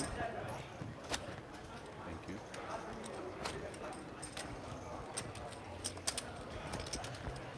Jamie! It's just you and I. You and I. Alright. Keeping the energy going up here. Chris is leaving us on a mandatory break. We are regulated by the That's all I was board of gambling commentators. We may not commentate past a certain amount of hours in our life. Yeah. No, I'm totally kidding. But I was having a look online. You know, we want to spice things up here a little bit. Certainly going to get spiced up here with Stephen Courtney with aces. Over to Jamie for the action. Yeah, so Stephen Courtney, very standard raise here under the gun with aces. No, like I used to be. Jody van Veek, ace 8 suited but I haven't got a in the book. +1 position. I really found Gonna put in the call. not just for like the market stuff. They have a restaurant and you can walk around. King 10 for Ahmed. Quite curious to see how he navigates it. 25,000. So he's putting in the 3-bet up to 25k. Yum, yum. Music to Stephen Courtney's ears for sure. I was dreaming about this. I mean, there's a Oh. race in the gun. 8 for Rudolph. Calls off 3-bet. And Stephen very deep now after his double up earlier on. Raises to 75k. Yes, sir.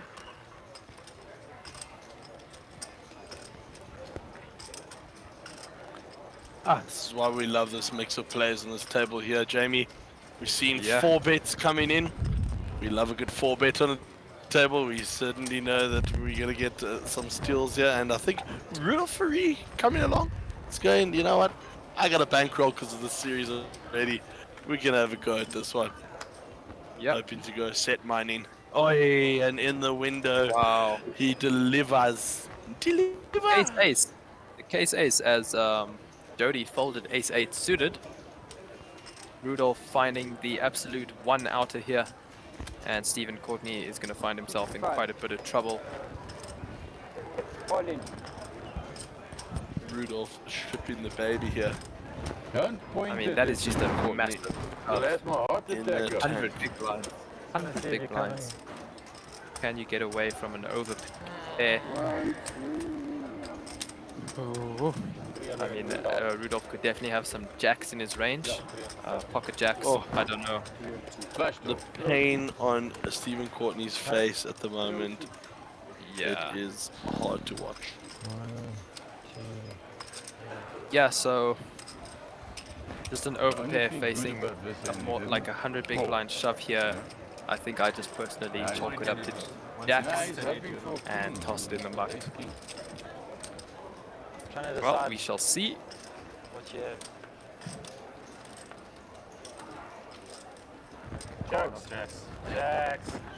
Stephen calling and gonna get the bad news.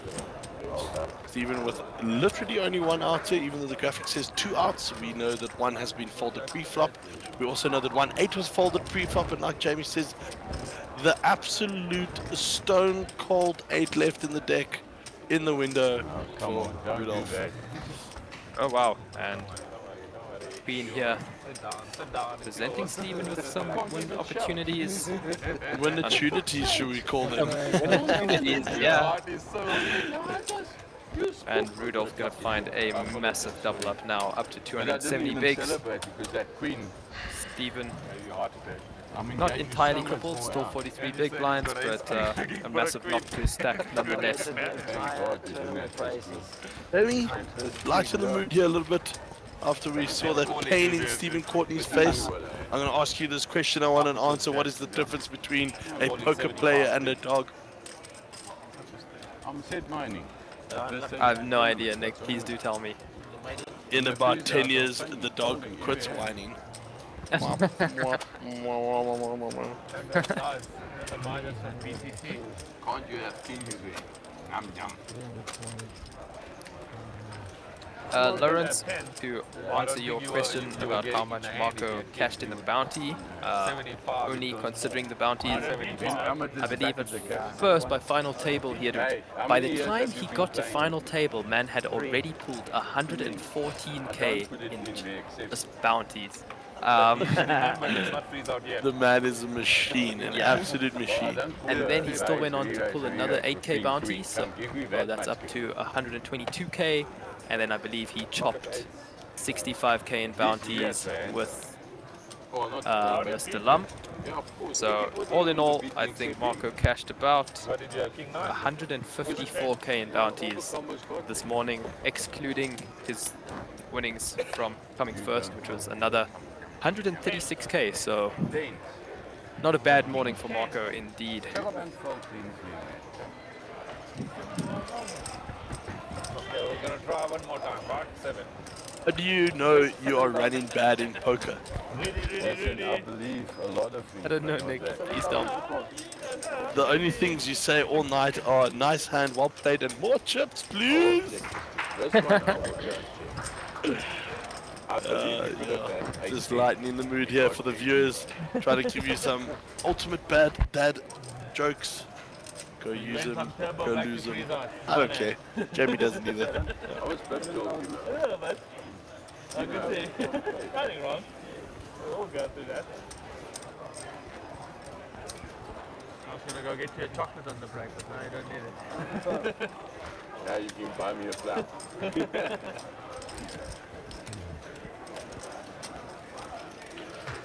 Mustn't be 14. Okay, but it was a partial difference.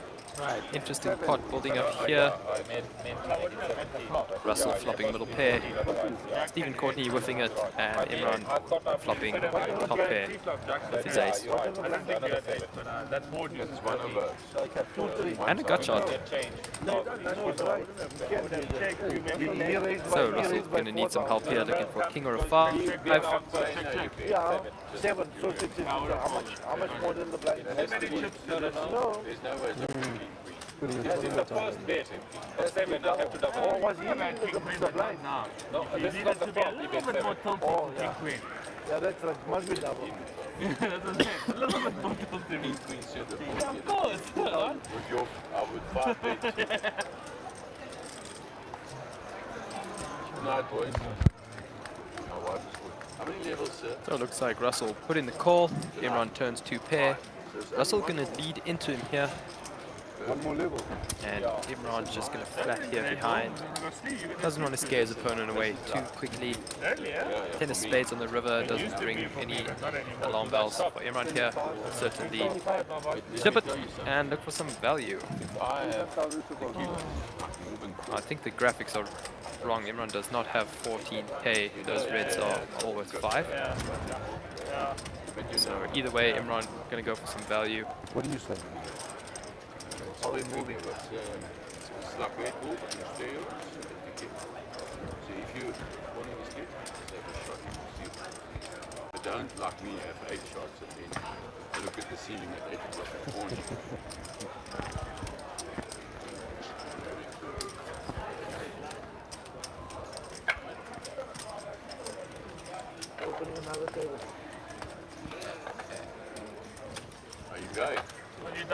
there's no point of staying here, right? Good luck, gentlemen.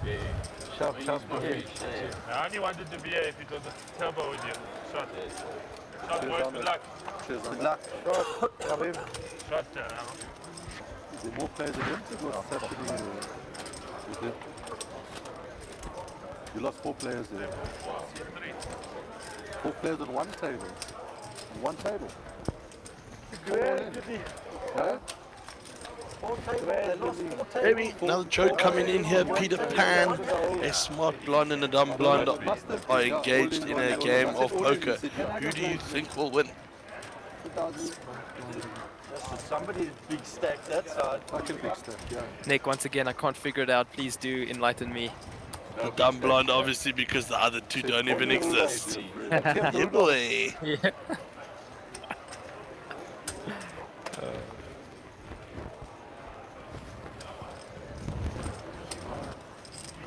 Due to recent success. 7,000. Right.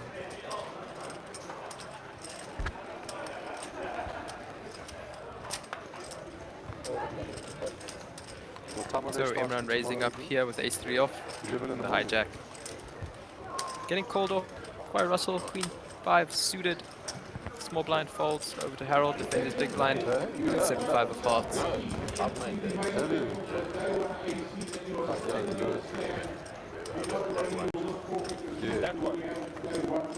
And off to a flop we go, king 6-8, rainbow board. Up and downer here for Harold. There's a little slam hanging on tomorrow. Another from the beginning. What did he talk about? 13,000. Oh, okay. 14,000.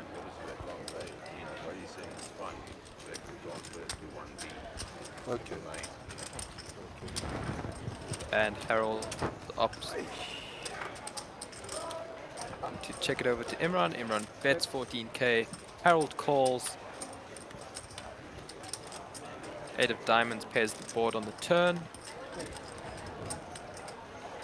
Action goes check, check. Can Harold find it? No. Imran pairs his ace. Bottom pair for Imran. More than happy to check it back with a little bit of showdown value. And Imi gonna scoop a nice little pot there, 48k. 72 in total.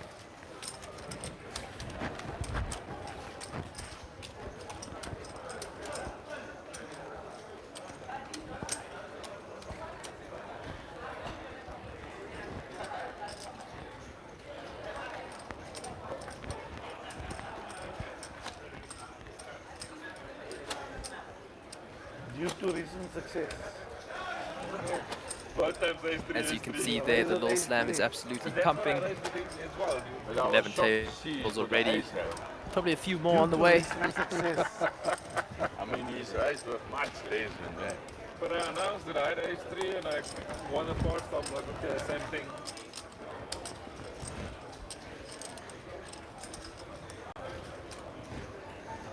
They're correcting me there very silently. Late reg is done. So, Nick, how many total entries in the little slam? We had 156 entries. There are currently 79 players left. 655,000 rand prize pool. Certainly not to one to turn your nose up to. There's a great value for money coming in there. I would love to be playing the little slam. Unfortunately, I'm up here commentating, which is equally as fun, Nick, don't you think? Scary when you pick up chips. Yeah, I'd say. I've enjoyed this experience. It's cool. I've had a lot of people asking me this week, how does it feel commentating and not being able to play poker? And I always promptly answer, I get enough poker back in Cape Town for me to enjoy myself whilst I'm up here and not have any itches like certain people up here. Yeah, no, fair enough. So it looks like action goes check, check here. Imi turning an 8. And Paul going for the bet here with just 10 high. Actually, turned it up and down straight draw, my bad.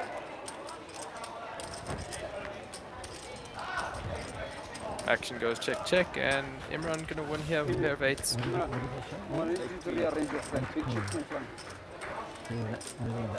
Jamie, another joke coming in for you here. Why doesn't anybody play poker in a zoo? I don't know, Nick, please tell me. Because zoos have many cheaters. You buddy. Oh, that's so cool.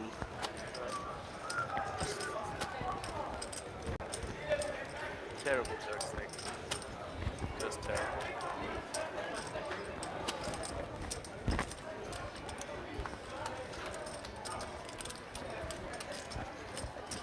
There was always time for us to play that. There was always time for us to play that. It's not today, yeah. In the past. They never used to have it together. Huh? No, they always do. Little Sam and Dustin. I can remember playing that Little Slam more than once.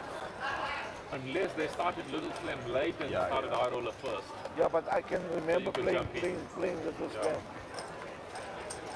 Yeah, you could be right, yeah. Little Slam was on the same day, but it was later. Like it started No, 7 and it then wasn't High on Roller the started same day. early. About it.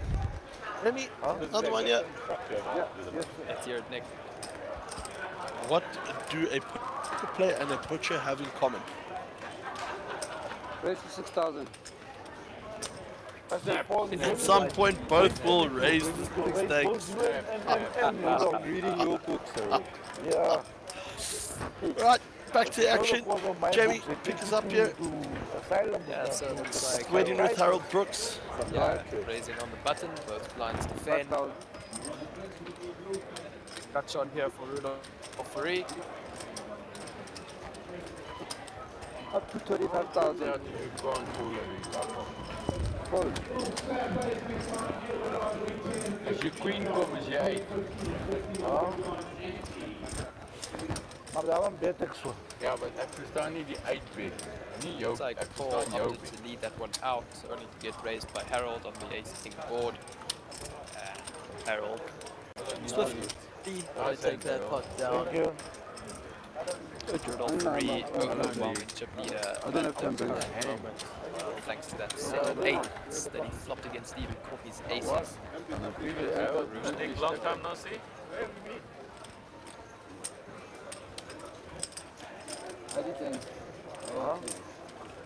Matthew Furlong coming through here.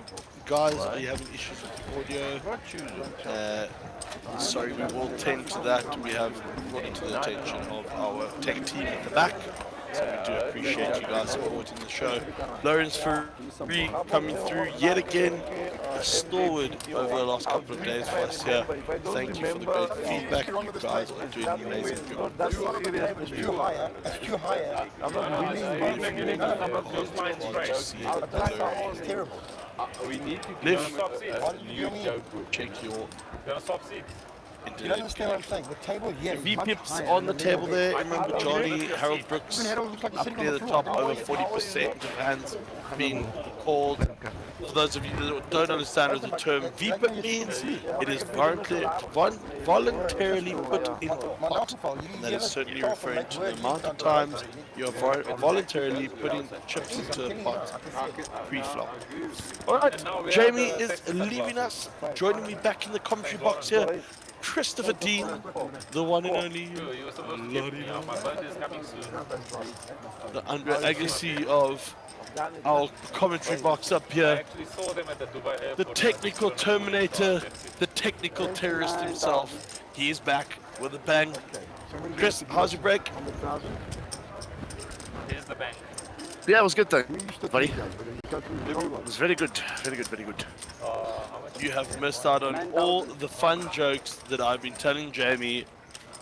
And I think Jamie is now sick of hearing me, so he couldn't get out of the commentary box any faster than what he did. You broke him again. We are breaking him, yes. Alright, so it looks Cool. like So we've got about 15 minutes here. Sorry, Chris. We've got about 15 minutes here more of the action to come. And then we'll be over to a 15-minute break. So if you need the toilet, just hold on tight. 15 minutes is not a long time. Stick with us here as Chris takes us through the action. Right, so Harold opened up on the hijack. It's the hairstyle. Whatever you put on your face. And it's called by Russell. Queen 4-8. Harold with the gut shot. And Russell's got second bet. Queen of clubs in the turn. It's check, check. The deuce on the river just changes nothing. Russell opts to lead the river and he gets it through.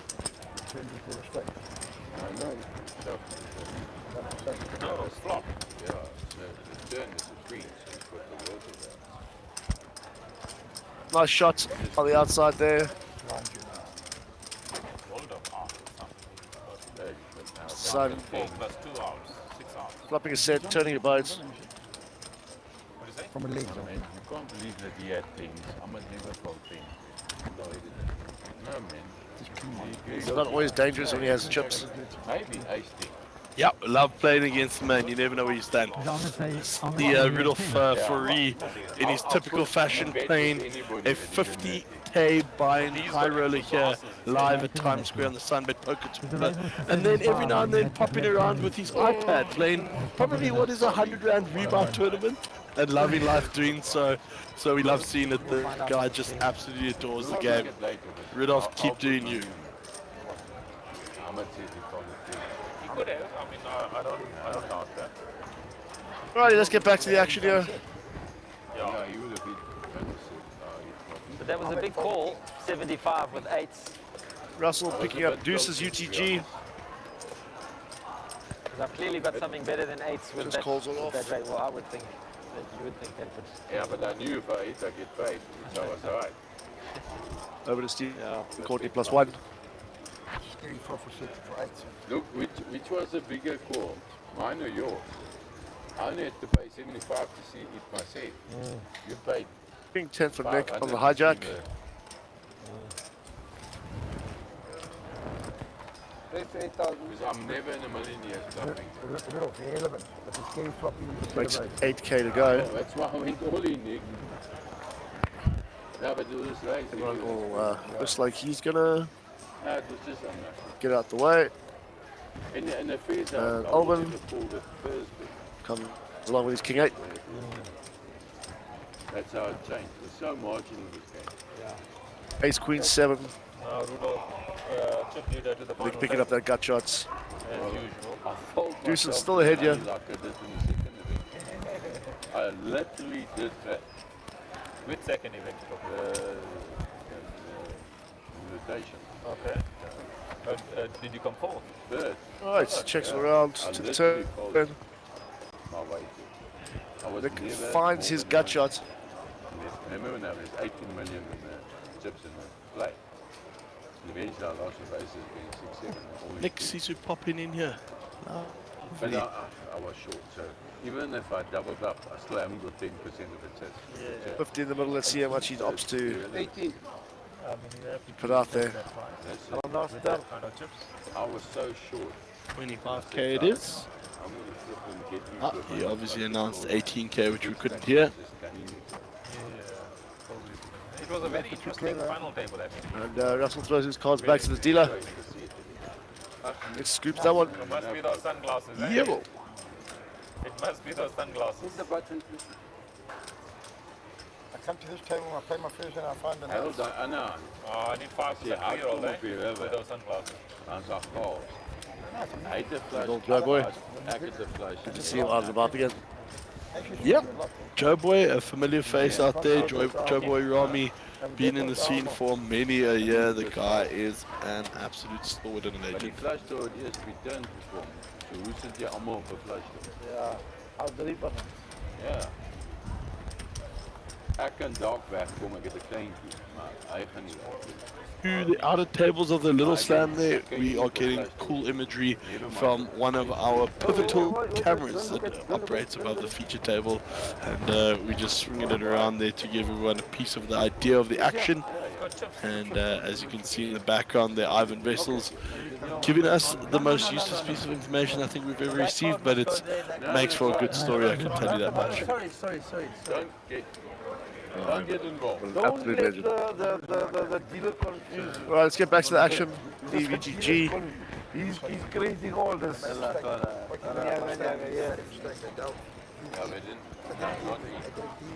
Gets out the way. He's creating all of Harold, 9 clubs. Hy 10 keer in die reis, ek wil jy gaan al in, ek wou. Don't greet me now. Makes 8k to go. Next season, ace jack of spades, +2. Maar daar's gelukkig nie baie hard op nie. En daar's 2 daar, 2. Daarom is daar mense kom. Daar's net 5 oor. Daarom is daar mense kom. Hier gehoor, almal sê, wow, die kom hier. Jan gets out the way over to Alvin. Maar dis seker nie. I mean, that would have been the perfect. Russell comes and joins the party with King 6 of diamonds. Jack 6-6. Ek was in die hand gewees. Russell flopping trips. Nick flopping top pair. 15,000. Harold opts to lead out for 13k. Nick calls. Let's see what Russell opts to do here. How much? 15. 1-3.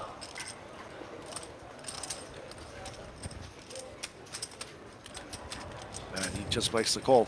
To the turn. 3 of hearts.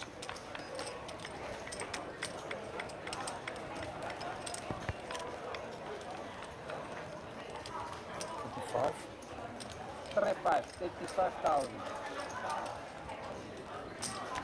Nick cutting a bet out there. 35,000 to go.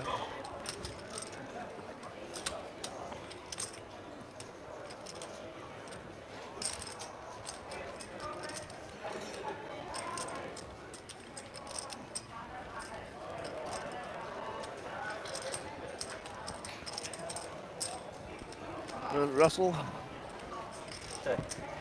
flats it off to the river.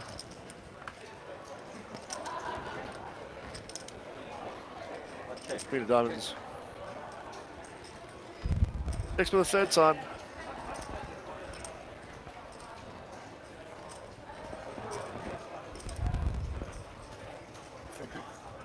$30.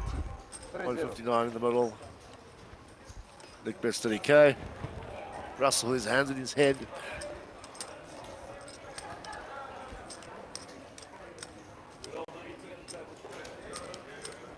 What's the terminology you like to use for this one?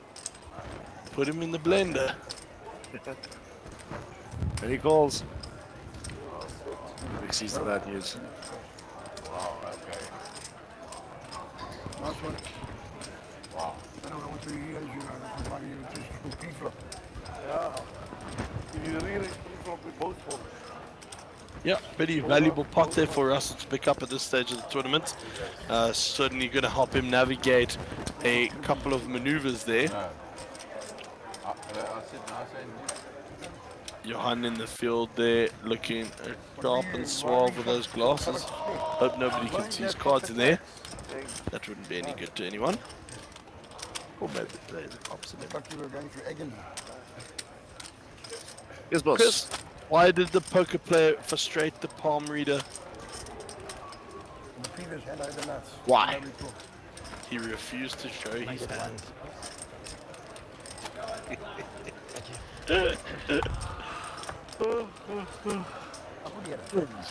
5 minutes. Thanks, Nick. yeah, we can check that. Let's, yeah, let's just get back to the action.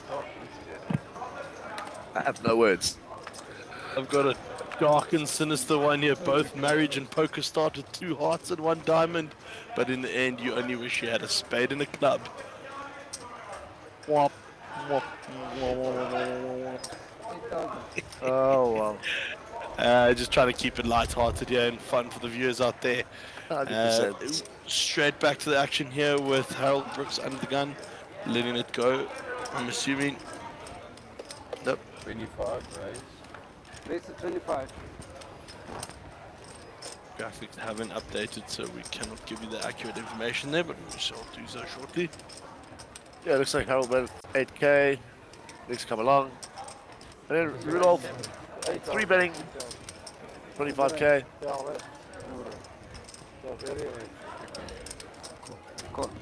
Over to Nick, who comes along. Alright, Rudolph flop. 9, 5, 4, 2 diamonds.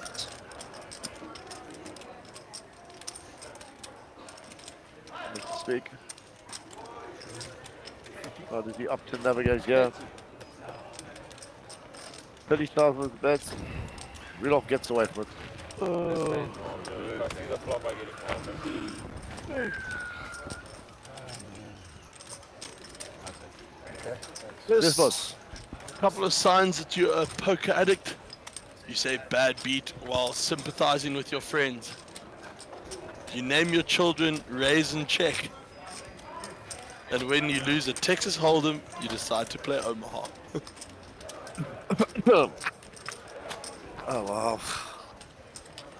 Awesome stats coming up there. Aggression frequency, Nick Sisu 62%. Comfortably ahead on that race. But it needs to be said that it is statistically on a lot less hands than everyone else at the table. So that stat only being captured over probably about a tenth of the hands that everyone has played on the table. But Imran Bujani holding strong up there with 48%. Kind of matching his VPIP, which is at 42% for the table. Certainly believes he's got an edge of the table and therefore playing a lot more frequency of hands. That's all that means. We got Ivy. 7,000. Comes along.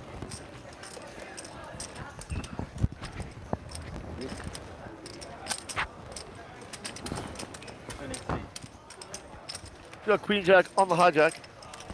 Race at 23,000.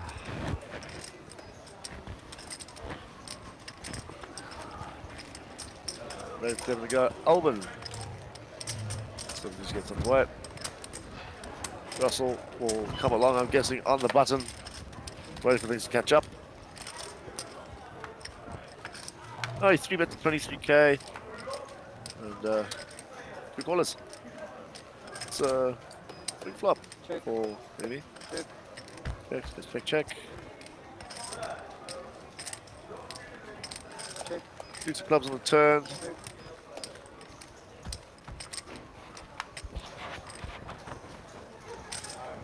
And he finds one of those 3 outs on the river. And then he leads out. Gonna get the bad news. Yeah, strange here from Emmy. I mean, why doesn't he pick a line to bet there? I mean, it's a big enough pot, 75K in it. You know, surely at some other stage you bet there. Yes, it's alright to check the flop. But when the turn comes to do, surely you put a stab bet in there. You know, a little C bet, find out where you stand. That was the last one. Yeah, I mean, to be fair, we don't really know exactly what the history is behind those 2 players, if there's anything of the sort. You're going to be in. Yeah, so there's a lot of litigating factors that can happen there. Just wanted to catch up. Who knows? Thought process there. All right, we are over to a break. We've got a short 15-minute break, and we will return with the action. We are going to have a new feature table, so don't go away, folks. We'll be back shortly. Bye for now.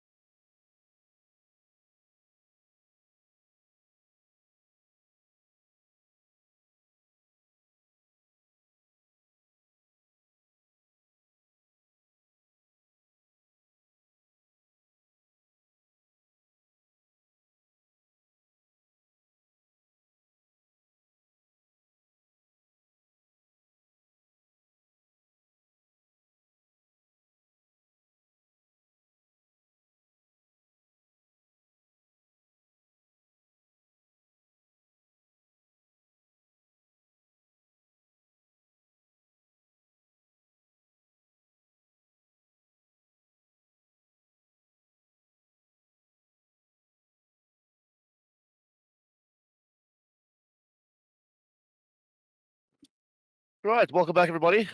New players, new feature table. They're all just getting mic'd up. Myself, Christopher Dean, and Jamie will be taking you through till Nick gets back. Absolutely.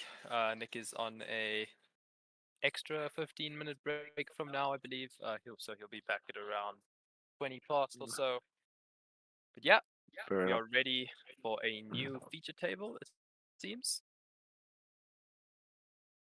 Well, it looks like it's going to be a toughie as well, huh? Yeah, so I see Oki Free, Joe Steggers. Who else do you see, Chris? We will get acquainted with the names Yeah, soon enough. it looks like Ahmed there. Interesting, because Ahmed was on the other table. Did they do a Yeah. redraw? I'm not too sure, but we can find that out though. Yeah, 'cause I don't think he busted out. Who knows? Who knows? Only time will tell. Yep. All right, Nick's joining us there as well.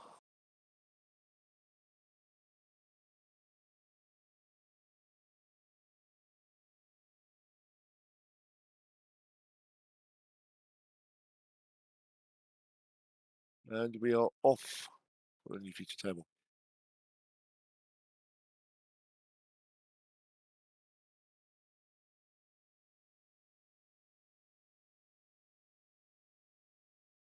Couple of players still getting mic'd up.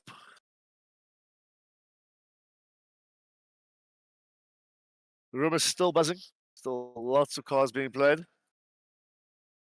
Over to Nick under the gun, King 6. Coming to the table, 66 bigs. 30, 4, 3. Under the gun plus 1.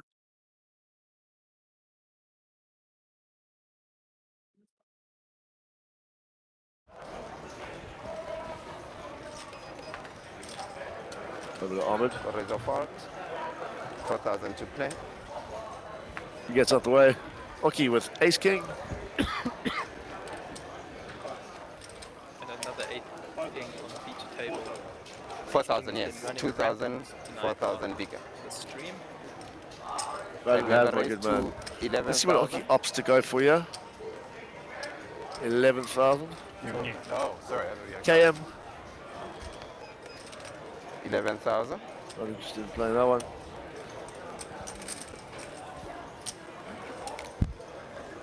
Big blind folds.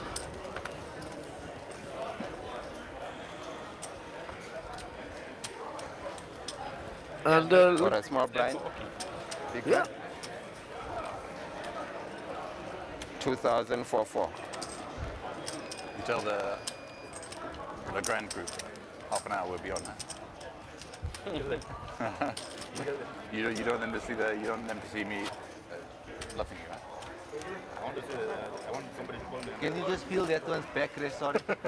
I want someone to see you. To the backrest. So the poker and mac and Any cheese. new so when we're on, comments I'll put from I'll put us on the guys on screen. YouTube? Everyone's there playing poker. On the beach. What do you want to see? I'm gonna peel that one. Okay. The casino. Yes, it must be. Cost is here. Okay. Right, straight back into the action. Jody's under the gun. You guys. Or who did they put it on? Oh, I think they put it on anyway. Ahmed. Even So it's if 5 to they back. say Mark. they're on, but if Mazamla and I are on there, they'll definitely be. Sir, you cannot use the phone and you cannot put it on top of the table, please, sir.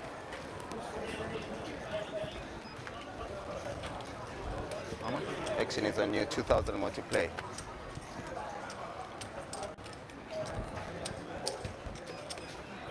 The cards in the box.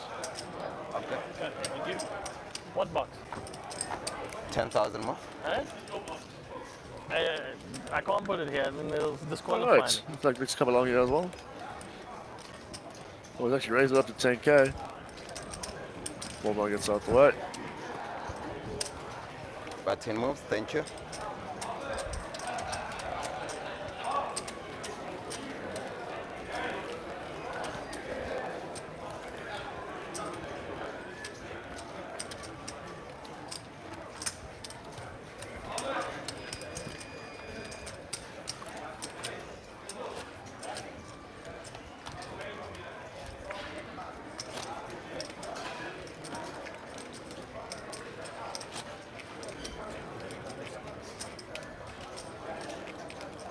I popcorn out. Look. You had the right idea.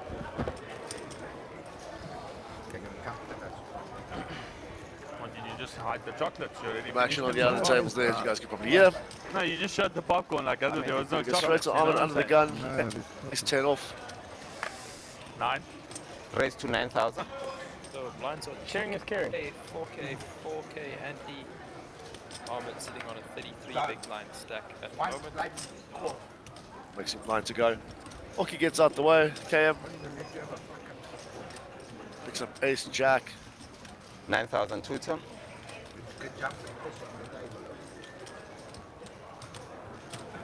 Rather than 228 big blinds effective. And he's a flat there. Terminator Diamonds comes along. Yeah, they got 2 bins. They have a chip inside. It gets out the way. I don't even. I just slide them. No, I'm trying to. You don't want to bend it. 4-5. The big. If you bend them too hard, they split too. In between. Yeah, I think there actually is like a double layer.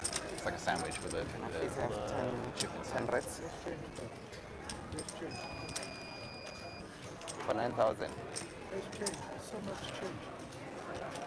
Well, so Johnny's going to be first to speak, yeah? Can I please have 10 reds? 5, 10, 15, 20, 25. 36, 38. Need to give him 41,000. What do you want? 16 now. Oh, this, I take it. I took it as 50. So There should be 16. 16 change. 16 green, 3 red ones. Either just sorting out change. I took it as 50. I'm saying there is change. Okay. That's the flop. Here we go. Yeah, that's right. 42 in the pot. Jack 8-3. Check.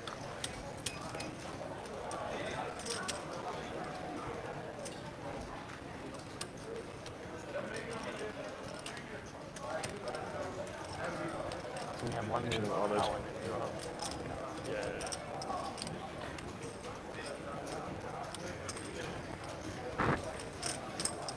11,000. Top, yeah. Yep. So he upstairs, comes along. 51.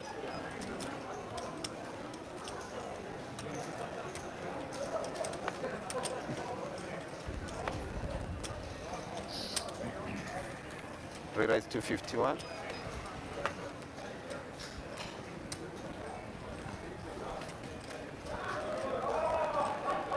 Anybody 51? You get that 3.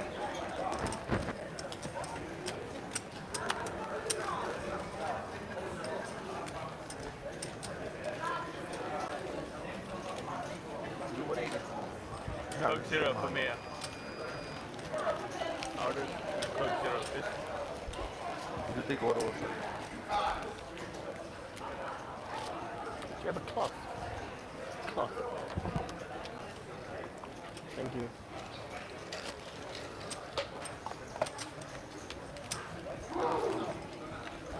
Right, shot it out of the table. That was at one stage our feature table. Yeah. All those guys on there.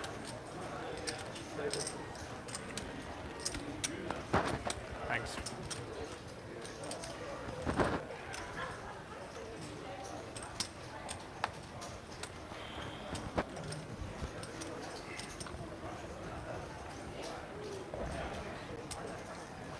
Right, let's get back to the action. Oki under the gun. King 9-0. No, it's fine. It's fine. I'll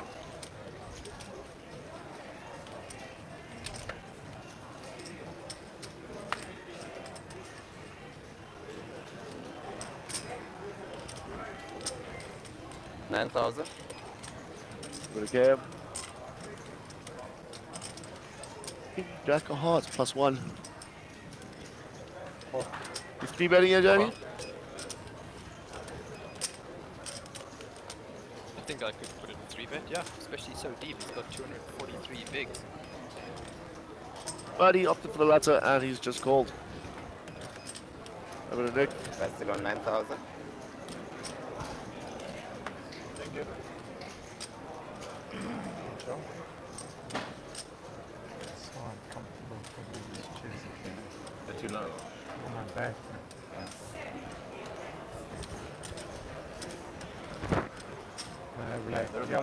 It's called Johnny's on the way. With Ahmed. All right, speed of the flop. There is adjustments, yeah. I adjusted a bit. 835. Rainbow. Top for Nick. Piano. Check.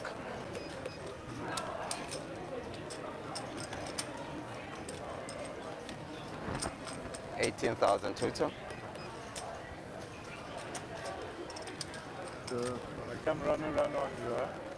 He's gonna bet his top here and get it. What's one ace? No, for Pretty you. standard. Mark, nothing really to discuss. There. Call. Best. Nice ace for you. Yeah. Call. Yeah. Not to win one.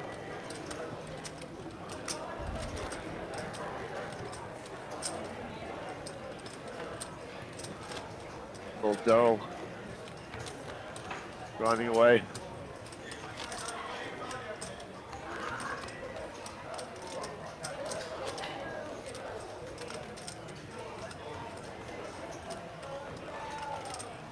Great shots of what's going on outside on the floor.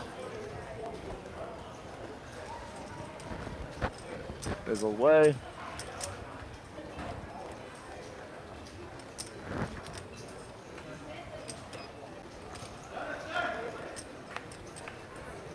KM UTG within aces.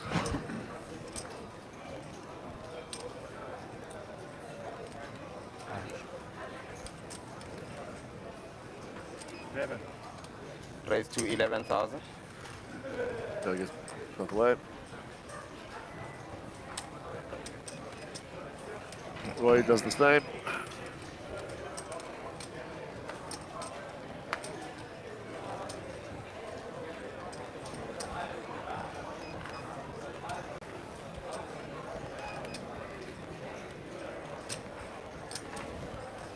Holds over to Oki here. Hold line. No Let's action. go. You know what Big it line is, there. there's no action, Joe. No, take it here. Huh? From deuce. Very disappointing. Him. 4-4.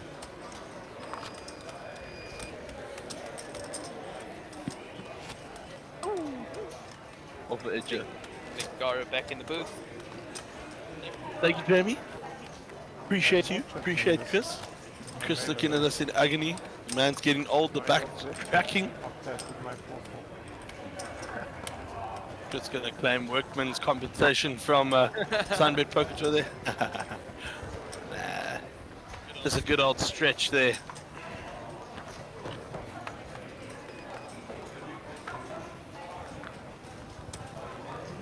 Right, we've got about 45 minutes left of play today. We are Up to looking 10,000. forward to having a fairly early night here. I think with a Up to 10,000. tournament of this magnitude, it is always nice to get the players to have a good night's rest, you know. And we'll resume play tomorrow. I think it is at 12 o'clock. I would need to look at the manual to complete. Ah, Chris has got the manual in hand there. Chris, Sorry, I'm look. on the other one. You gotta look at the tournament schedule there, buddy. Yeah, got it in front of me. Where are we clicking off? Something's not right. Oh, I'm losing my mind. Probably. Here we go, have a look. Yeah. I'm going mental. It's okay. Not everyone was designed and born to read.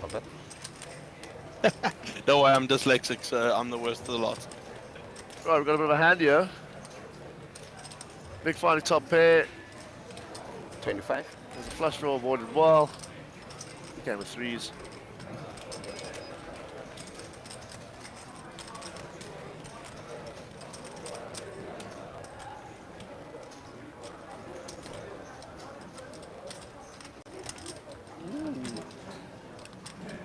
nice hand developing here. Winning Good turn we got. Spades.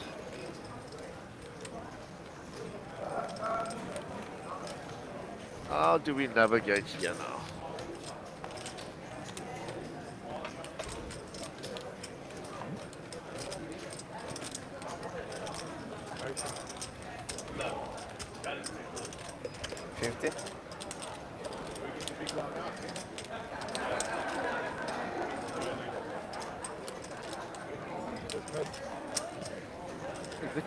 Reaching for some raising chips. 160, 110 mark. 160 total. Are you taking out? Yeah, just sent him. Taking the player out? See if we can watch. He sent me this morning. There's someone. Korea. How's it going? Are there? 160 total.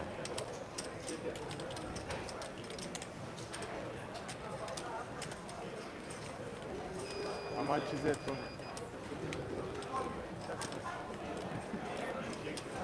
Right, yeah, so pretty interesting hand developing here. Nikiano going for the raise. Snap shove back from Muzamu. And very swift fold from Nikiano there. Right, folks, just to give you guys an update, we are resuming play tomorrow at 11 a.m. That is for both the high roller and little slam. That's day 2 of that. And then the main event, day 1A, starts at 12 p.m. tomorrow. That is going to be a cooker of a tournament. All the satellite entries that are coming in have to play into day 1A. It's close, the 5 and the 4 is there. Certainly expecting it to be the biggest field out of the 4 different day 1s. So certainly looking forward to reporting on that action as it comes to you live from the SunBet Poker Tour at Times Square. Chris, that's some information for us there? Yeah, I just want to ask, that's the 40-minute level 1? Or how long are those levels for the first day 1A? So day 1A, B, and C will all be the same, and they are all going to be 50-minute a level. That's pretty cool. Yep. And then we have Mark Joseph joining us in the box in about 15 minutes from now. And him and Jamie will be taking us through some hand analysis and certainly going to get some different insight from the man himself. Yeah. Over to the YouTube comment section, Matthew having a problem with the audio. If anyone else, or Matthew, could you please specify exactly what is wrong? If anyone else is struggling with some issues, please let us know. But if not, it might just be a problem on your side. We'll get it through to the technical team at the back, though, as always, with some swift service coming from your boys in the commentator box. Yeah. Big 10-4. See what happens here now. 12,000. Yeah, so it looks like Nikiano here with the bottom pair fires out a shot, gonna take it down on the flop.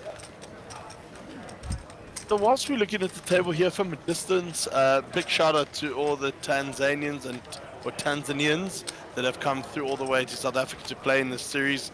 It's lovely having that flavor in the pool. You know, chatting to a guy like Peter the Weasel, he's out there.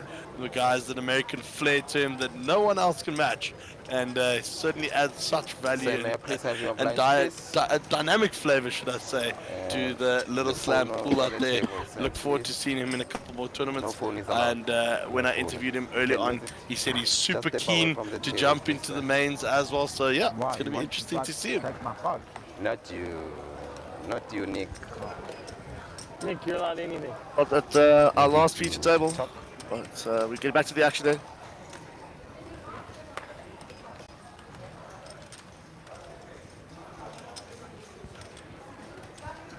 Best it on 4,000. Raise. 10,000.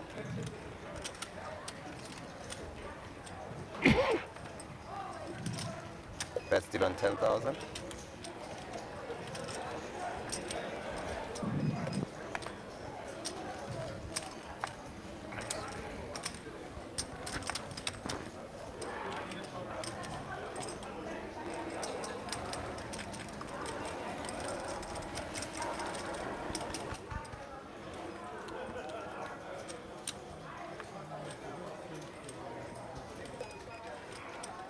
Check a bet. Check a bet.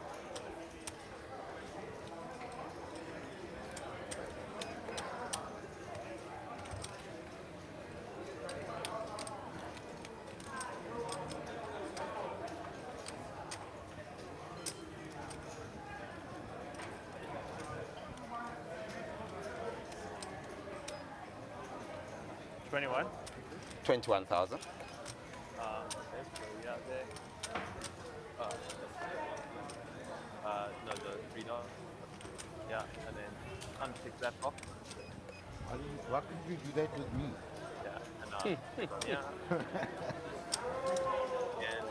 Right, action over here to Jody. Bet from Ahmed Karim came in for 21k into 60. Find out. Pot totaling 81k at the moment. And Jody promptly folding that one there. Ahmed picking up some valuable chips into this tournament. Fourth worst hand, you mean? Huh? Fourth worst possible hand. No, I had to pay.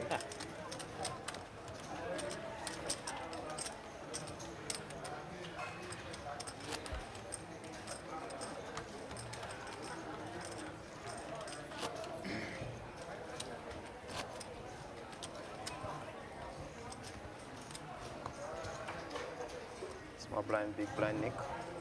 4-4, please.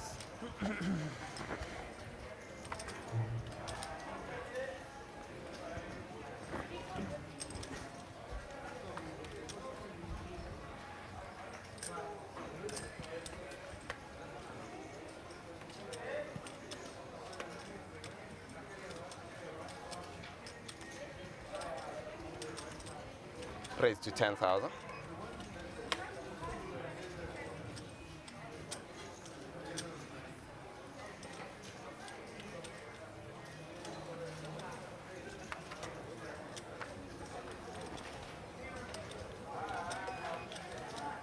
All right, so over to the action here. Jody raising up with 6-7 of diamonds under the gun. Action folds around to Roy here, ace-8.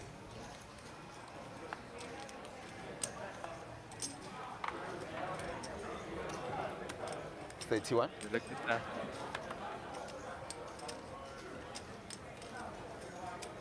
Right, yeah. 31 tutor. Right, welcoming. Yeah.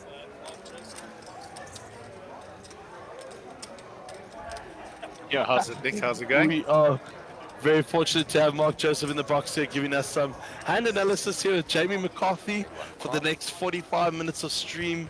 And we're certainly looking forward to getting some insight from the man himself, who heads up the MJPT team and has brought this awesome SunBet poker tour to South Africa. It has certainly lifted the bar and the standard all around the country, and really cool ideas coming into to watch the space. Jamie, I'm going to hand over to you here to continue the action. Cool. So we got an under the gun raise from Jody. I made it 2.5 big blinds to go. Action pull around to Roy, who put in the flat call. Flop comes down, Jack 8-10, 2 hearts. Jody with the gut shot. Did he show? I didn't show anyone. That's quite an interesting thing there, Roy. Like, Floor? did Pull the floor on that, please. I'm sorry. I Roy didn't show anyone. sort of Pull the helicoptered floor his on hand, that. right? Yeah. He didn't want to show. He didn't want to show, but he did want to show like that he had an ace there. I went like this. And I think the player to his right has like sort of listened to the audio, kind of exposed it. Now he's calling for the floor. So just so that you do know, You cannot show your cards to anybody at the poker table. It's not allowed. If you do want to expose your hand at the end of play like this, it's no problem. Then you need to show the whole I table. didn't show anyone. It's just one of those things. Yeah. So Show one to all, You as made they him say. show my cards, but I didn't show it to anyone. I didn't show it to anyway, we'll let them I threw it in we'll my let them grip, debacle over right? that. The bottom card at the end. I'm not going to the do bottom too card much was hand an ace. analysis. I I'm know just for going a to come fact, and talk a little bit and you about the said it two was with an you boys, eight. and So I if said an interesting hand gets that it in was there, an eight. I get it wrong every time. That's why I'm an getting eight. tired of just doing hand analysis. Did you see it? But, Was it an eight? we've had an awesome day here at the This is Sunday right, Poker 'cause I Tour know I today. didn't show We my card. had the little And then he slam at 3 o'clock this afternoon, That's realizing not allowed. 156 Sorry. participants. When we moved it to midweek, I picked up like quite a bit of backlash. You know, people were saying like, no, you're going to spoil this event, this, that, the other. And when I had a look at the weekend and what we had on the weekends, this was actually the only time to put the little slams. So 156 on a Tuesday afternoon, we'll take it. Yeah, not bad at all. Really, really good turnout there. I believe 656k in the pot. Something like that. Yeah, Caitlin's still busy finalising that. And then, of course, the high roller has got about pretty close to 50, I think, already. Yep. Yep, that's correct. So massive success there, I'm assuming, for you, Mark, considering you took guarantee you smashed the first 3 levels. And there I am in picture on the floor right now, so I can be at 2 places at once. That's pretty cool. That's pretty funky. It's just that, I suppose, just picks up the next conversation that the pictures you're seeing now are 30 minutes delayed. And we're talking live over the current pictures here, which is quite a cool innovation for us. It's something new. Before, the whole cards were visible to the operators at the back. And I'm sure you've heard that multiple times this week. But now nobody sees a card until you see them on your screen. And it's so cool, so safe, so secure. Fortunately, in all the years that the MJPT and the SunBet Poker Tour has streamed since 2017, we never had one incident of any possible misconduct, if that's a good word to use. And we're just moving with the times, guys, just making it even more secure. You know, obviously, the original way of streaming, there were obviously opportunities, but fortunately we can happily say that we had no breach. Scott? Yeah, absolutely. And Mark, talk to us just a little bit whilst we're between hands, and just talk to us a little bit about what goes into organizing an event of this magnitude. What's it, 5 times a year now? 6 actually, Nick. I tell you what goes into organising an event like this: a superb back-end team in the back end. And you know, I can't say this enough times. And every time we stop, I get asked the same question. And you know, this woman, Caitlin Fox, is just a tremendous asset to not only this tour, but to the entire poker community in South Africa. She is just a wonderful, wonderful human being. She loves the game. She loves the product. You know, and I've told many people, including present company, that if you want a career in poker, you need to get married to it, because it is such a taxing, time-consuming, energy-sapping, and there's a bunch of tips to follow. But I can tell you, all I done, I never said honestly, open the cards, nothing. for myself and I Caitlin just in showed particular, his hand. You understand what's he doing? it feels like we've never worked a day in our life, because we absolutely love what we do. The passion is ridiculous. This is quite cool for suited hands on screen. 2 of them consisting of a 4. I told the dealer what to do. Why did the dealer show it? No, whatever the dealer Yeah, done, so your intention was Ahmed for and him Nick to show both the hand. popping that pot here, and with the mill with the bottom pair, backdoor, flush But draw. I didn't show the hand. 15? And it's not 15,000. the dealer cannot Round show to my Nick. hand. No one saw it. I didn't show the hand. Yeah, so There's no picture of Mazamel, and I see he's got a South African flag next to his name. I'm sure he's that's Muzi from Tanzania, is it not? That's correct. Guy Yeah. on screen now, right? Picture play in screen now. 100%. Yeah, Muzi. What a cool guy, man. I tell you, I played about 40 hours of 8 card, 9 card, 10 card PLO bomb pot, double board bomb pots with him, okay? Yeah, He's a loves it. pharmacist. He's a pharmacist and like a proper pharmacist, right? Not like those pharmacists in Cape Town that you phone in the middle of the night, right? But he's just sick for poker, man. Yeah, he loves the game, eh? Yeah. He also loves the social aspect behind it, you know. He's always keen to have a bit of table banter. I had the fortune of playing on quite a few tables with him in Tanzania last year, and certainly adds good value to the game.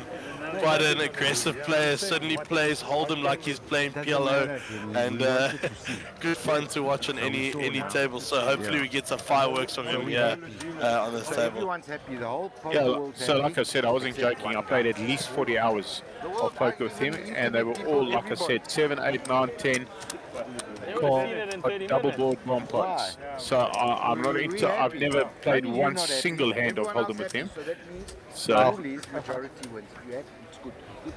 All right, on the outer table there, I see Marco and I see Lum. They were heads up in the mystery bounty.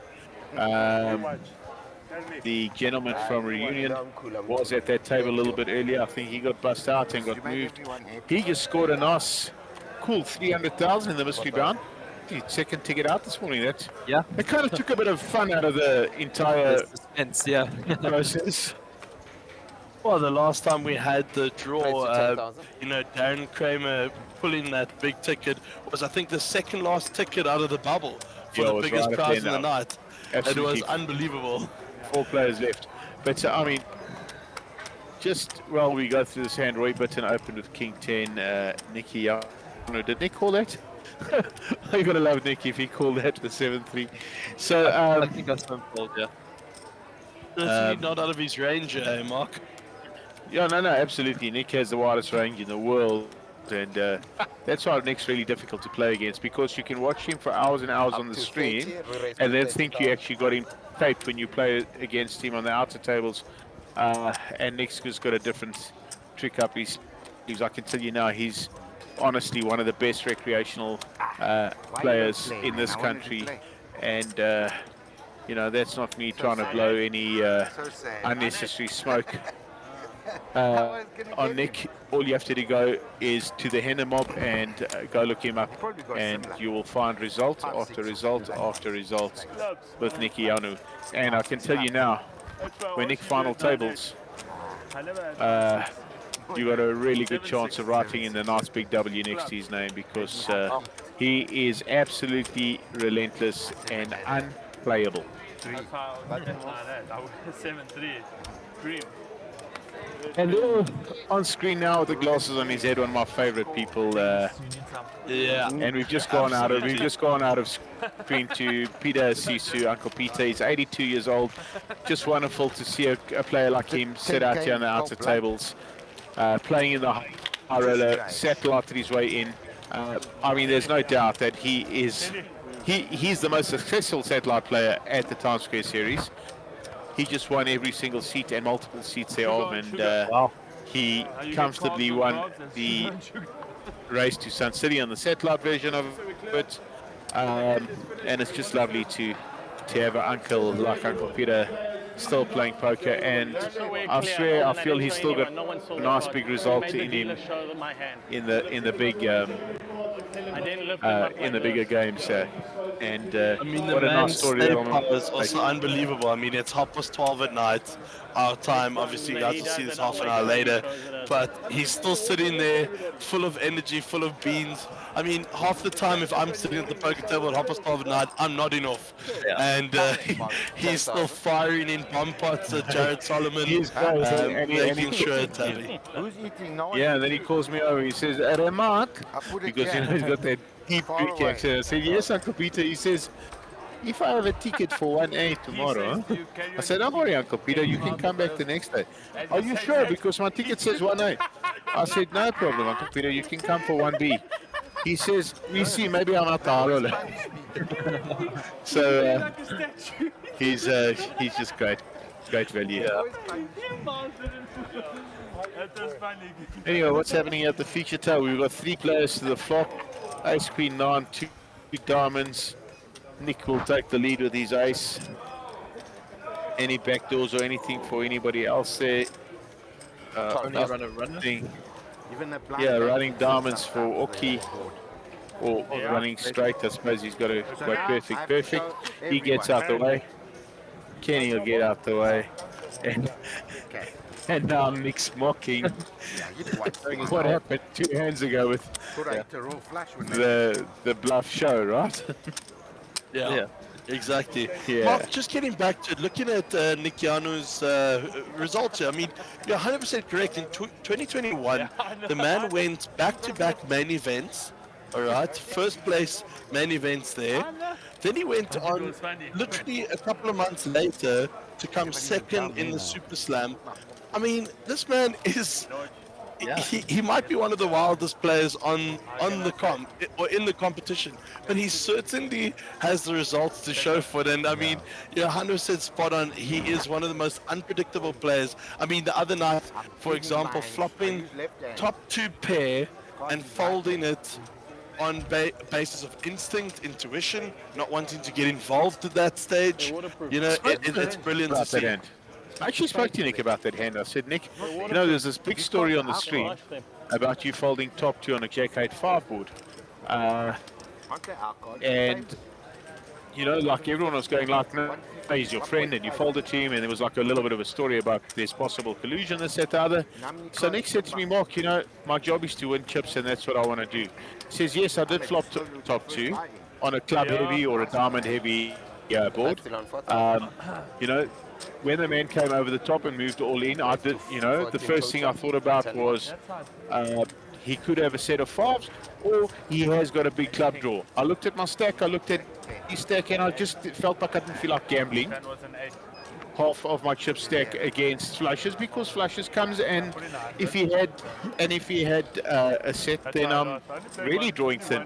So I said, he said, but go and watch the stream, because it took me 3 hands to knock that very player out straight after that. So, you know, so anyone accusing me of anything untoward, you know, watch the rest of the stream, and I think that kind of just put that little worry to bed immediately. I think for us as commentators here, we were just in shock at the clarity of his decision. You know, there wasn't really doubt, there wasn't really hesitation. It was a case of going, as soon as Costa put his money in, he just decided, you know what, don't need to get involved at this stage. There might be a better opportunity later stage. His chips back, and he just went to this gut, I guess, at the end of the day. And exactly like you said, the interview says it all. The man just made a clear, concise decision, and there's no 2 ways about it. So awesome to see that. Absolutely. So can you tell me how many viewers are watching us right now? Can somebody tell me how many guys are watching us? We've got 74 viewers currently watching. Okay, cool. Still lots of people coming through on the stream. That feedback. Cashies did what a nighty thing to do. What a nitty thing to do. There we go. Anyway, so I don't know. We probably have about 20 minutes left in this stream, so I'm going to use my time wisely and very cleverly while I'm up here. And you know, for players that are thinking about jumping in the high roller tomorrow, I can tell you now this high roller pool is going to skyrocket. There's 4 levels of late range tomorrow. I think we're close on 50. I 100% know of at least 12 players that haven't bought in yet that will be buying in the morning. So this high roller is going to go off to another level, and that's fantastic. That's just a great thumbs up to the tour and where we're going and what we're trying to achieve. But I think I want to use my time discussing this main event. Yep. Because, you know, it's the 3rd time that we've guaranteed 5 million rand here at the Times Square Casino. And the first time we had a crack at it, we absolutely smashed it. We got to 6.3 million. What a time it was. It was just a great day. I mean, I've never heard so many people screaming rebuy, rebuy, rebuy, and it's a re-entry tournament, you know. Yeah. You know, we were going, no, go to the cage and go rebuy your chips, go re-enter there. Last year, we kind of just came up a little bit short, which is a bit disappointing. We came up about 13 entries short of making our guarantee, which was rather disappointing. But there was also another series going on, and we were on the back of that. And obviously, you know, people were tied up in that, and obviously the funds weren't really as readily available because of 2 back-to-back series. But we just took it on the chin and we moved on, and we had a wonderful, successful year in 2023, breaking all records after that. Absolutely smashing everything that we'd ever done at Sun City to smithereens, put those completely to bed, and built up to just the most incredible series in Cape Town. We guaranteed 4 million there, and it got to 5.8 million. So, I mean, we basically added 50% onto the back of the guarantee there into Cape Town. And that was off the back of a very light, very light satellite series in Cape Town. We were still waiting for a lot of approvals to go ahead. And talking about satellites in Cape Town, I know we keep on promising things, and we've had a lot of shortfall, but we're waiting for an application that will come through shortly now. And I can safely say that Cape Town players, you'll be shortly being able to satellite your way straight to Sun City coming up on the 24th of April. And it's so cool. We are across 2 public holidays during that period. I'm sure a lot of school holidays. Yep. The holidays are the 27th of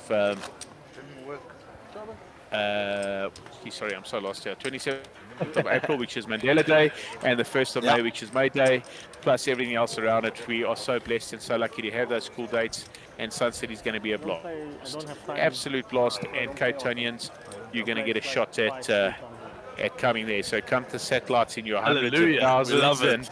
I love it. And I know Nick, who's your anchor commentator here, will be very involved in making sure that those satellites go ahead and filling up the space there. 9,000. And I've had a chat with Jamie very briefly, and we want to do tons of educational stuff about poker here. And we're going to start doing a couple of online classes and maybe some live stuff with Jamie. If you want to learn the game, guys, I just want to tell you this. Be clever and learn the game via the solver route. If you want success, the solvers are the answers, not all your instincts.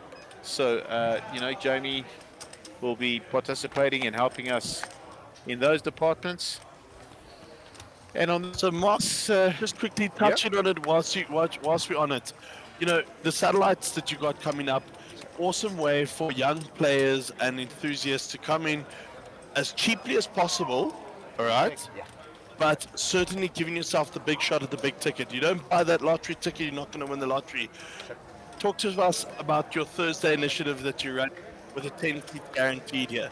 Yeah, well, you know, the SunBet Poker Tour has never been shy to put down any guarantees. Let's start over there, right? Never been shy to put down any single guarantee. We were the first time, like I said, 3 years ago or 2 years ago, we guaranteed 5 million rand for a main event. First time ever in South Africa. We then went on to guarantee approximately 45 million rand for the entire year. And our satellites are guarantee after guarantee after guarantee. Leading up the series, we guaranteed 10 seats just about every single Sunday. We called them Super Sundays in Johannesburg or in Pretoria. Anyway, you know, I've had a long look at this satelliting, and you know, when you put in these big guarantees, you've got to find ways to get there. And you know, we introduced these things called happy levels, where people could add chips onto their stacks, and You know, it was very well received in the beginning, and then we picked up a little bit of pushback about that. When we go to Cape Town, they're so starved for poker there. They just like when the happy levels finish, they go, can we buy more happy levels? You know, so you know, provincially it's a little bit different everywhere. And then I thought about the satellite, and I said, you know what, I'd love to just try and get South Africans into the mindset of satellites where you buy in for 10% of the seats, and that's what they do globally, and I love that, you know. So we've gone away, or we're going to definitely for this one, and I'm hoping to proceed with this model going forward. We're just going to go away from rebars and add-ons and happy levels and stack boosters and all these like sort of ways that we've tried to make the pools a little bit bigger, and say, you know what, come down and buy a ticket for 10% of the actual buy-in. Start with 10 or 12,000 chips and play it as a re-entry tournament. You know, at the end of the day, you buy in for 500 rand, then you start doing rebars and double rebars, and then you're doing an add-on, and by the time you finish, you're spending up 4 grand anyway, or 4.5 grand. And it doesn't matter how it starts, even if it starts out as a free roll. You know, if you come in to spend, you end up spending. So I'm just like all for 1,500 re-entry for a main event. It's 10% of the buy-in. You know, obviously there's a little bit of rake involved in that. We've got to pay the costs. So, you know, every 12 tickets will make, every 12 buy-ins is going to make 1 seat. So if people start coming in down and supporting that, plus a couple of re-entries here and there, we kind of just achieve much more seats going into tournaments. And I promise you, from a player's perspective, it becomes much lighter on the pocket. There's no doubt about it. Better risk to reward ratio. Yeah, absolutely. It'll balance out the process. It's music to our GTO wizards' ears over here. We spoke about it earlier on as to how do you approach these sort of tournaments. And the first thing he said is 10% of your entry is where you want to be at. He said he wanted to get about 25x on his return in terms of entering the tournaments. And he celebrated over here, giving us little fist bumps because of the fact that Mark is speaking the music to his ears at this point in time with a 10% sat. Getting back to the action over here. Juicy pot coming up. Certainly the right names in the mix here. Well, yeah, Nick's got a up and down straight draw. Somebody got a gut shot here. Muzi got a gut shot at the bottom there. The 7-5's got nothing, and King 6 of clubs. Jody's looking for a lot of help. They're running clubs for him, or running kings, or something of that nature. Jody's such a cool guy, man. The Diamond Boys from Kimberley came and did such a cool job at the club championships. And the South African Club Championships edition number 2 was actually a whole bunch of fun this year. Great. The energy was palpable in the room every single time you looked around, and the way the entries came in, I think I haven't seen Mark smiling so much this entire series as he did watching the clowns come in, watching the Indians come in. It was awesome. Really, really cool to see. Yeah, those Indians are pretty good. Malcolm Rogers' team just done amazing work. And Nick, you know, he just chips up another pot here. Yep. Massive add to his stack here, and certainly welcome chips, especially going this late on here. You know, I think we've probably got about another 10 to 15 minutes of stream left for the viewers out there. They have on our side completed the action already. I'm definitely not giving away any spoilers of that. But you'll see we employ a system whereby with about 10 minutes to go on the clock, they will stop and pause the play and decide to play 3, 4, or 5 hands, if I'm not mistaken. Yeah, so that's pretty much a global thing that happens. And I mean, I can give you an in-depth reason on why that happens. Jamie, as a GTO, is that one of the things that you're studying GTO or not? As to why that happens? Yeah, I'm not quite sure, to be honest.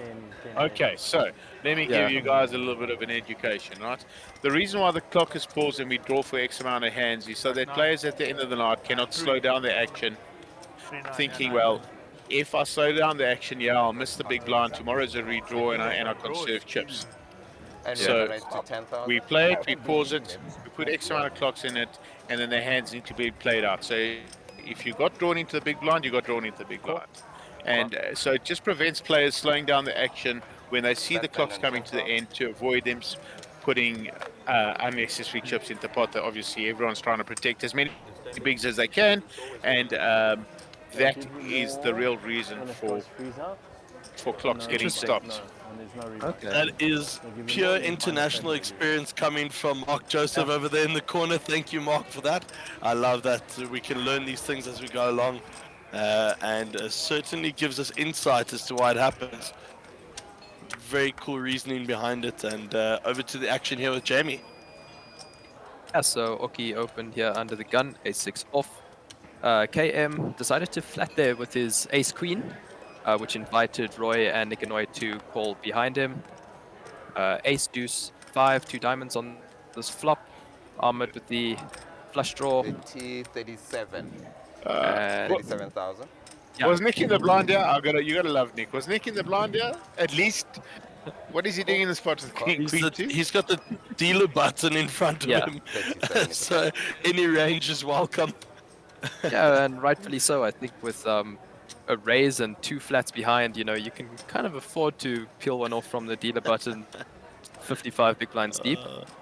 Yeah. So Ahmed's picked himself up the flush draw, yeah? Yeah. Ahmed's looking a little bit short with only 25 bigs. Obviously, Oki's picked up an ace with a backdoor flush draw. Kenny got the big ace. Roy got an ace with a gut shot. A lot of things going on here. I mean, I wouldn't... If I saw... I mean, all the players have got a good reason to get their chips into the middle, yeah? Yep. Can I have my cards back? What's that, Nick? And for the viewers, we have turned up the table mics a little bit so that you can hear the banter on the table, and that's what it's all about, And I've told the commentators that are new into this game, just remember one thing: we just here to sit and comment about the game, but the real entertainers are out there, man. They are the show, Main characters and proper characters around this feature table as well. And for the viewers that can't see it on the graphics there, a 6 peeled, giving Oki a 2 pair on the turn. This pot is bound to get spicy with 3 placed in with the top pair here, and Ahmed sitting still with a flush draw, and definitely going to be an action-filled pot here. We'll see KM raising to 152k here. Obviously realizing that Oki hasn't picked up the 2 pair on the turn. It will be very, very interesting to see.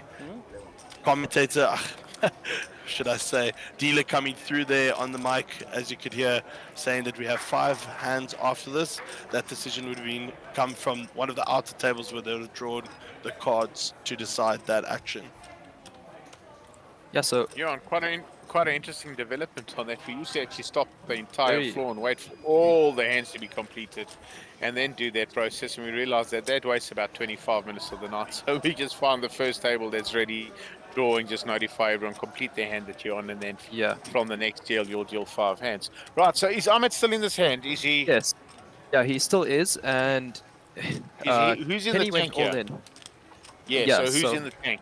So Ahmed's in the tank. Ahmed in the tank? Yeah, he's got 12 big blinds to call to win a pot that's potentially almost 100 big blinds big. So I'm quite interested to see what decision he makes here with a flush draw with only 1 card to come. Well, I know what my answer is. I'll make the call. Yeah. Just for the value and knowing that you're 9x. It's a re-entry tournament, Yeah. And knowing that I'm Ahmed Karim and I'm the best player in South Africa, and knowing that I just cashed 900,000 in the super high roller, so just another bullet would be okay. Yeah. And once again, Ahmed's folded and I've made an ass of myself. So. Yeah, quite interesting. I'd actually kind of want to ask him about that because, it's 12 big blinds and you're winning almost 90. And I'm pretty sure he knows exactly where he stands. He's got at least 18% equity there with flush draw. According to the graphics there, he only had 50k behind, which was the 12 big blinds left to put it all in. Yeah. So that would have forced his hand pretty much to make that decision. Does he go all in or does he wait for a better spot? And I think with Kenny and Oki still left in the hand, there's absolutely no certainty for him that he was in any means or shape or form ahead in this pot. So you'd still need to get lucky to get to the river there and not even have the nuts in his hand. In potentially, the meantime, I mean, Oki's reached out to put the chips in the middle and called, right? So he's about to receive the bet. He's moved all in. He's wow, moved in, okay, so he's moved all in. 180, 190. Okay, well, I can't see Kenny folding, yeah? Yeah, Kenny making the bet there, 152k, so it's going to be a very small amount for him to call here to complete this action. So Oki's about to get the bad news that he is Oki actually feels well behind. 2 pair on the turn. The turn has not come yet on the graphics, but there's a 6 on the turn. So Oki well ahead. Oh, wow. Yeah. They dealt the cards before the cards got even exposed yet? That's cool. No, the turn came quite a while ago. The graphics was just lagging a little bit to catch up there. Yeah. There we go. Okay. No wonder Ahmed folded, right? Yeah. Because the graphics on the left, right? Ahmed didn't have 2 cards to draw. Yes, He only had one card to one come. card. He only had 1 card and he had no gut shots. Just Yeah. okay. Now that makes a lot more sense. That makes a lot more sense. I wasn't aware of that. Yeah. Well, Ahmed. So Mark, getting back to the main event now, we see 4 legs coming into this. All right, we see a day 1 A, B, C, and then the turbo format on Friday evening in D. As a player, what would you prefer to play if it was a long format or short format game going into a day 2 to try and accumulate the most chips? You know, I love the game, so I don't mind. I can just sit and grind the full 12 hours or the full 13 hours and play really nicely.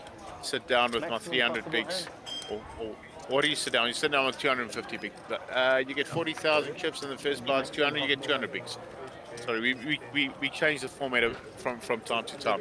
So I think you're sitting with 40 and the first blind is 100, 200, I think, or is it 100, 100, Nick?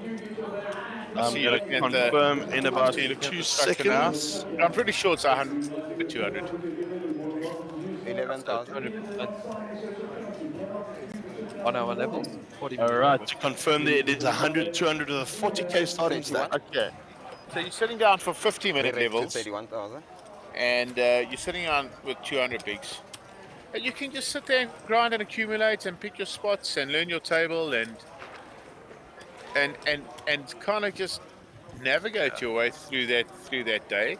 And then, if you have the unfortunate thing of busting and you can afford it, you go and buy yourself another stack and you get drawn to another table and you start fresh all over again and you try to put it together. I prefer the longer grind. 75,000. But that's of late actually, because I think I'm starting to learn and understand the game a little bit better. I think when I was a little wilder, I didn't mind the flips and the flickies and the thises and the that's but the reason for all these multiple day ones is also to give everybody a chance to play. It's not only to accumulate as much funds as possible to get into the pot, but some people can't play on Friday because of work. Some can't play on Thursday because of work. Some can't play on Wednesday because of work. But most will be able to find a time to play one of the day ones at least, Absolutely. And, for those that can play multiple day ones, you're welcome to do so. You can take your best stack forward. We don't quite play into the money.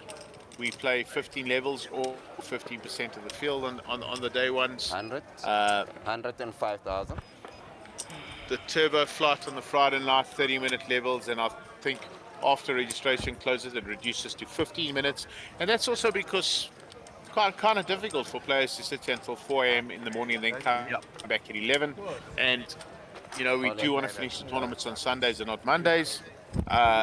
so that people again don't have to take another day off work. 108. All right, Yeah, so so this was a 4-bet pot. Roy deciding to float one on the flop and goes for the, I think check raise all in if I believe correctly. so what's Roy just looking for 3 aces? Yeah.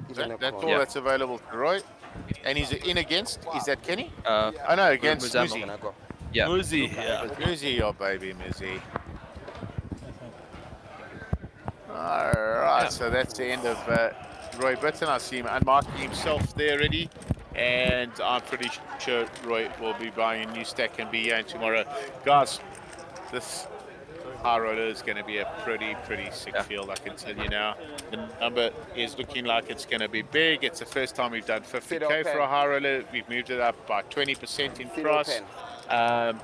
Bit of work went into that before I just moved it up. I spoke to the regs that play this high roller and I asked them how they felt. I actually wanted to make the main a little bit bigger, to be honest with you. And I was kind of shot down on that by my team and my crew saying 15's enough, don't make it any bigger than that. And then I started speaking to some of the rigs in the high roller and they also felt that the main was the right price. It really kept everybody in and they felt like the high roller was a nice one to go up on because it kind of didn't change the field. And just for the people out there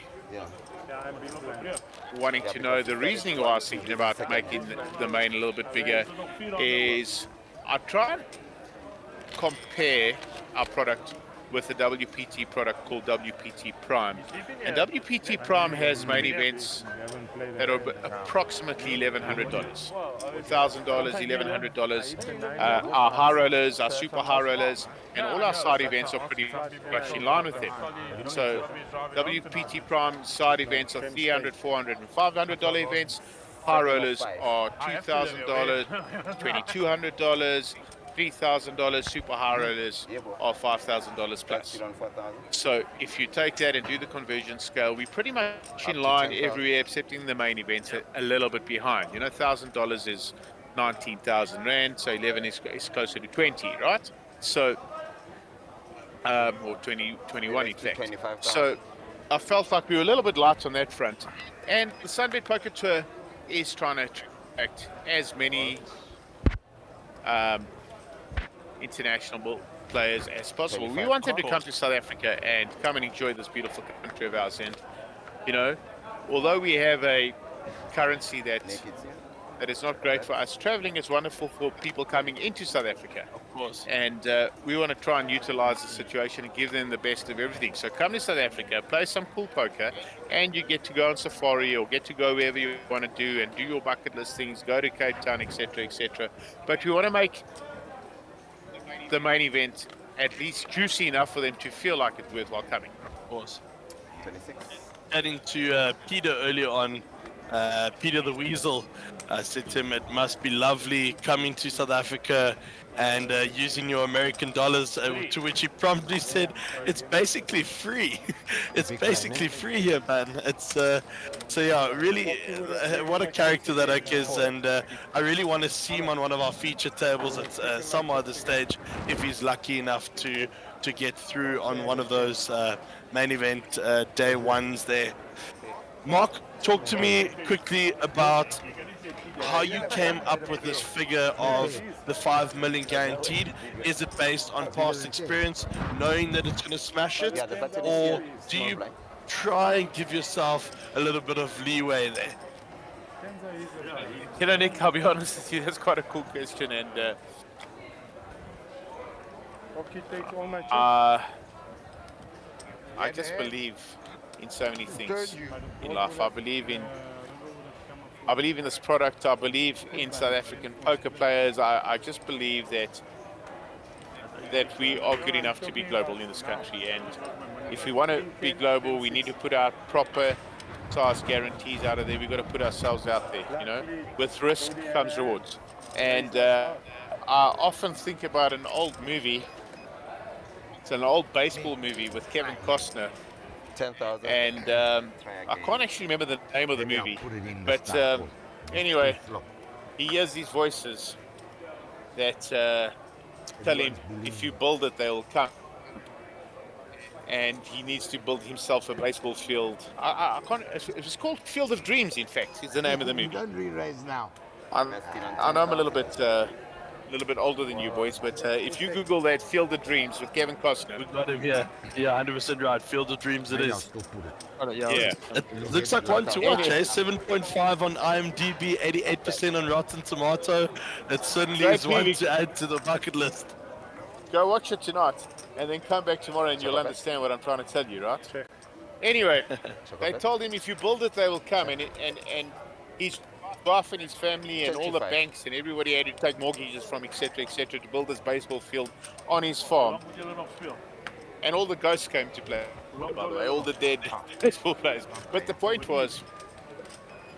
is that, when I spoke to our partners, Sunny International, and said to them, guys, I have a vision, or not I have a vision, I'm not that, it's not an I, the team, we have this vision and this belief that this product can be good. But we need to put ourselves out there to make it good. If we want them to come, we need to put our skin down. Let's tell them, yes, 5 million for a main event. Yes, 2 million for a high roller. Yes, $1 million for a little slam. And put these numbers down. And each one of these numbers that I've given you has happened at some stage or another. We've guaranteed 2 million for high rollers. We've guaranteed 2 million for super slams. We've guaranteed 2 million for the 25K last year. And we got there. Last year this time, it was the Bozo Memorial. So it's just one of those things. People will follow and chase the money. It's just a natural human instinct to do it. And a bit of a personal question here. Do you have sleepless nights sometimes over these guarantees you put out there? You blame the men. Okay, shot. After doing 2 million at Sun City 2 years ago, when I miss it by 50 or 100, it doesn't make much difference anymore, But, in saying that, I'm only joking. Obviously, I think a lot about it every day and every time. This series has come, and so far we smashed every single guarantee out the park, and we're very pleased to do so. And we have one more little hurdle to cross, and that's a 5 million main event. Lots of nice satellites into it. I'm sure we must have at least had 70, 80, 90 sets into this event already. Daily sets going on here. Plus, we can see our hotel bookings are full and busy. People from out of town, coming from all the provinces. Tons of internationals here. And, lots of African neighbors that are out here. So we have faith. And if we could make 5.8 in Cape Town, why shouldn't we do it in Joburg? Joburg's got the bulk of the poker community. Or we think we do anyway. And the spending power certainly is out here. And, when I turn around and I look at this beautiful arena that's been created, what a lovely environment to come and play in. This compares to the best in the world, without a doubt. And probably better than most places in the world, to be very honest with you. And for those people that don't know me, I spend a lot of time traveling around the world, going to poker tournaments, different venues, different places, seeing what they're doing, trying to find innovation, trying to find initiative, and trying to come and plant all the good things that I see on our South African soil to make this game as great as we can make it. So I've got one last question for you, Mark, and this should end off the stream pretty much soon after this. And it's going to be a long-winded question, but I want to hear your input on this. Before you ask that, just can I apologize to viewers who've had no hand analysis since I've been in here. Well, when the conversation flows as it does with you up here, we certainly need to use that opportunity because you are an extremely busy man on a daily basis. So leading into the last question for you, Mark, you've done a lot of initiatives to bring on the likes of the Hendon Mob and Poker News to commentate or to at least cover this main event that's happening this year.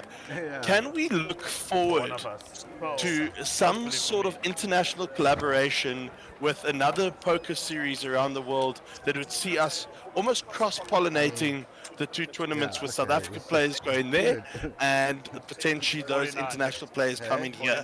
Would that ever be something that you would consider? Nick, that's always on my radar. These kind of things are things that are just permanently in my head and things that I try and do all the time. I go to Asia regularly, I go to Europe regularly, and I make one big trip a year to the US. And South America is my next place on my head. I definitely want to go to Brazil. I mean, those guys get 8 and 10 and 12,000 uniques buying into events, so it's just a completely different number. And you know, when I go do and try collaborate events, once again I've got to sell this beautiful South Africa and try and make that be the sell point.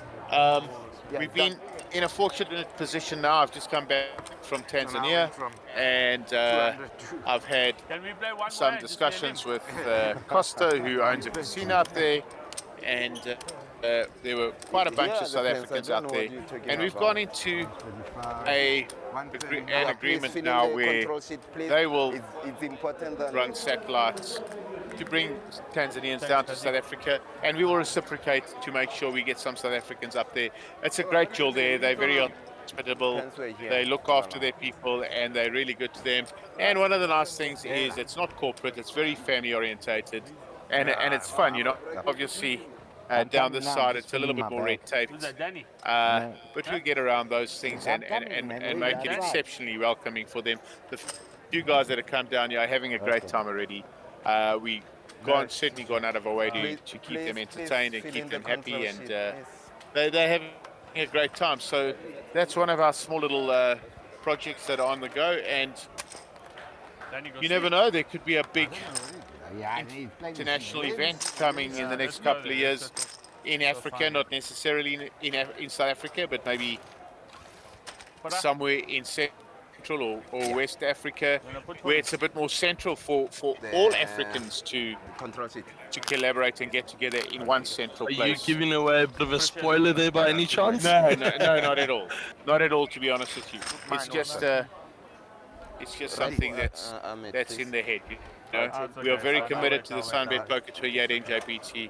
These are our partners. They've been amazing to us, and we will continue to make sure that that's where we are. All right, ladies and gentlemen, that just about wraps up the action coming down from the SunBet Poker Tour at Times Square. For those of you who missed it, Ahmed Karim finding a much-needed double up in that last hand there against Nicky Yano, and we'll certainly see him as a competitor going into day 2 of this event. Join us tomorrow from 11:30 a.m. We will be live streaming this high roller event. And like Mark says, we are expecting to smash through that 2 million rand mark, and certainly going to see a lot more players joining the action tomorrow. So don't miss out. If you're on the fence about it, pull in. There's a decent prize pull in the making, and we look forward to seeing you guys tomorrow. But bye for now. Cheers.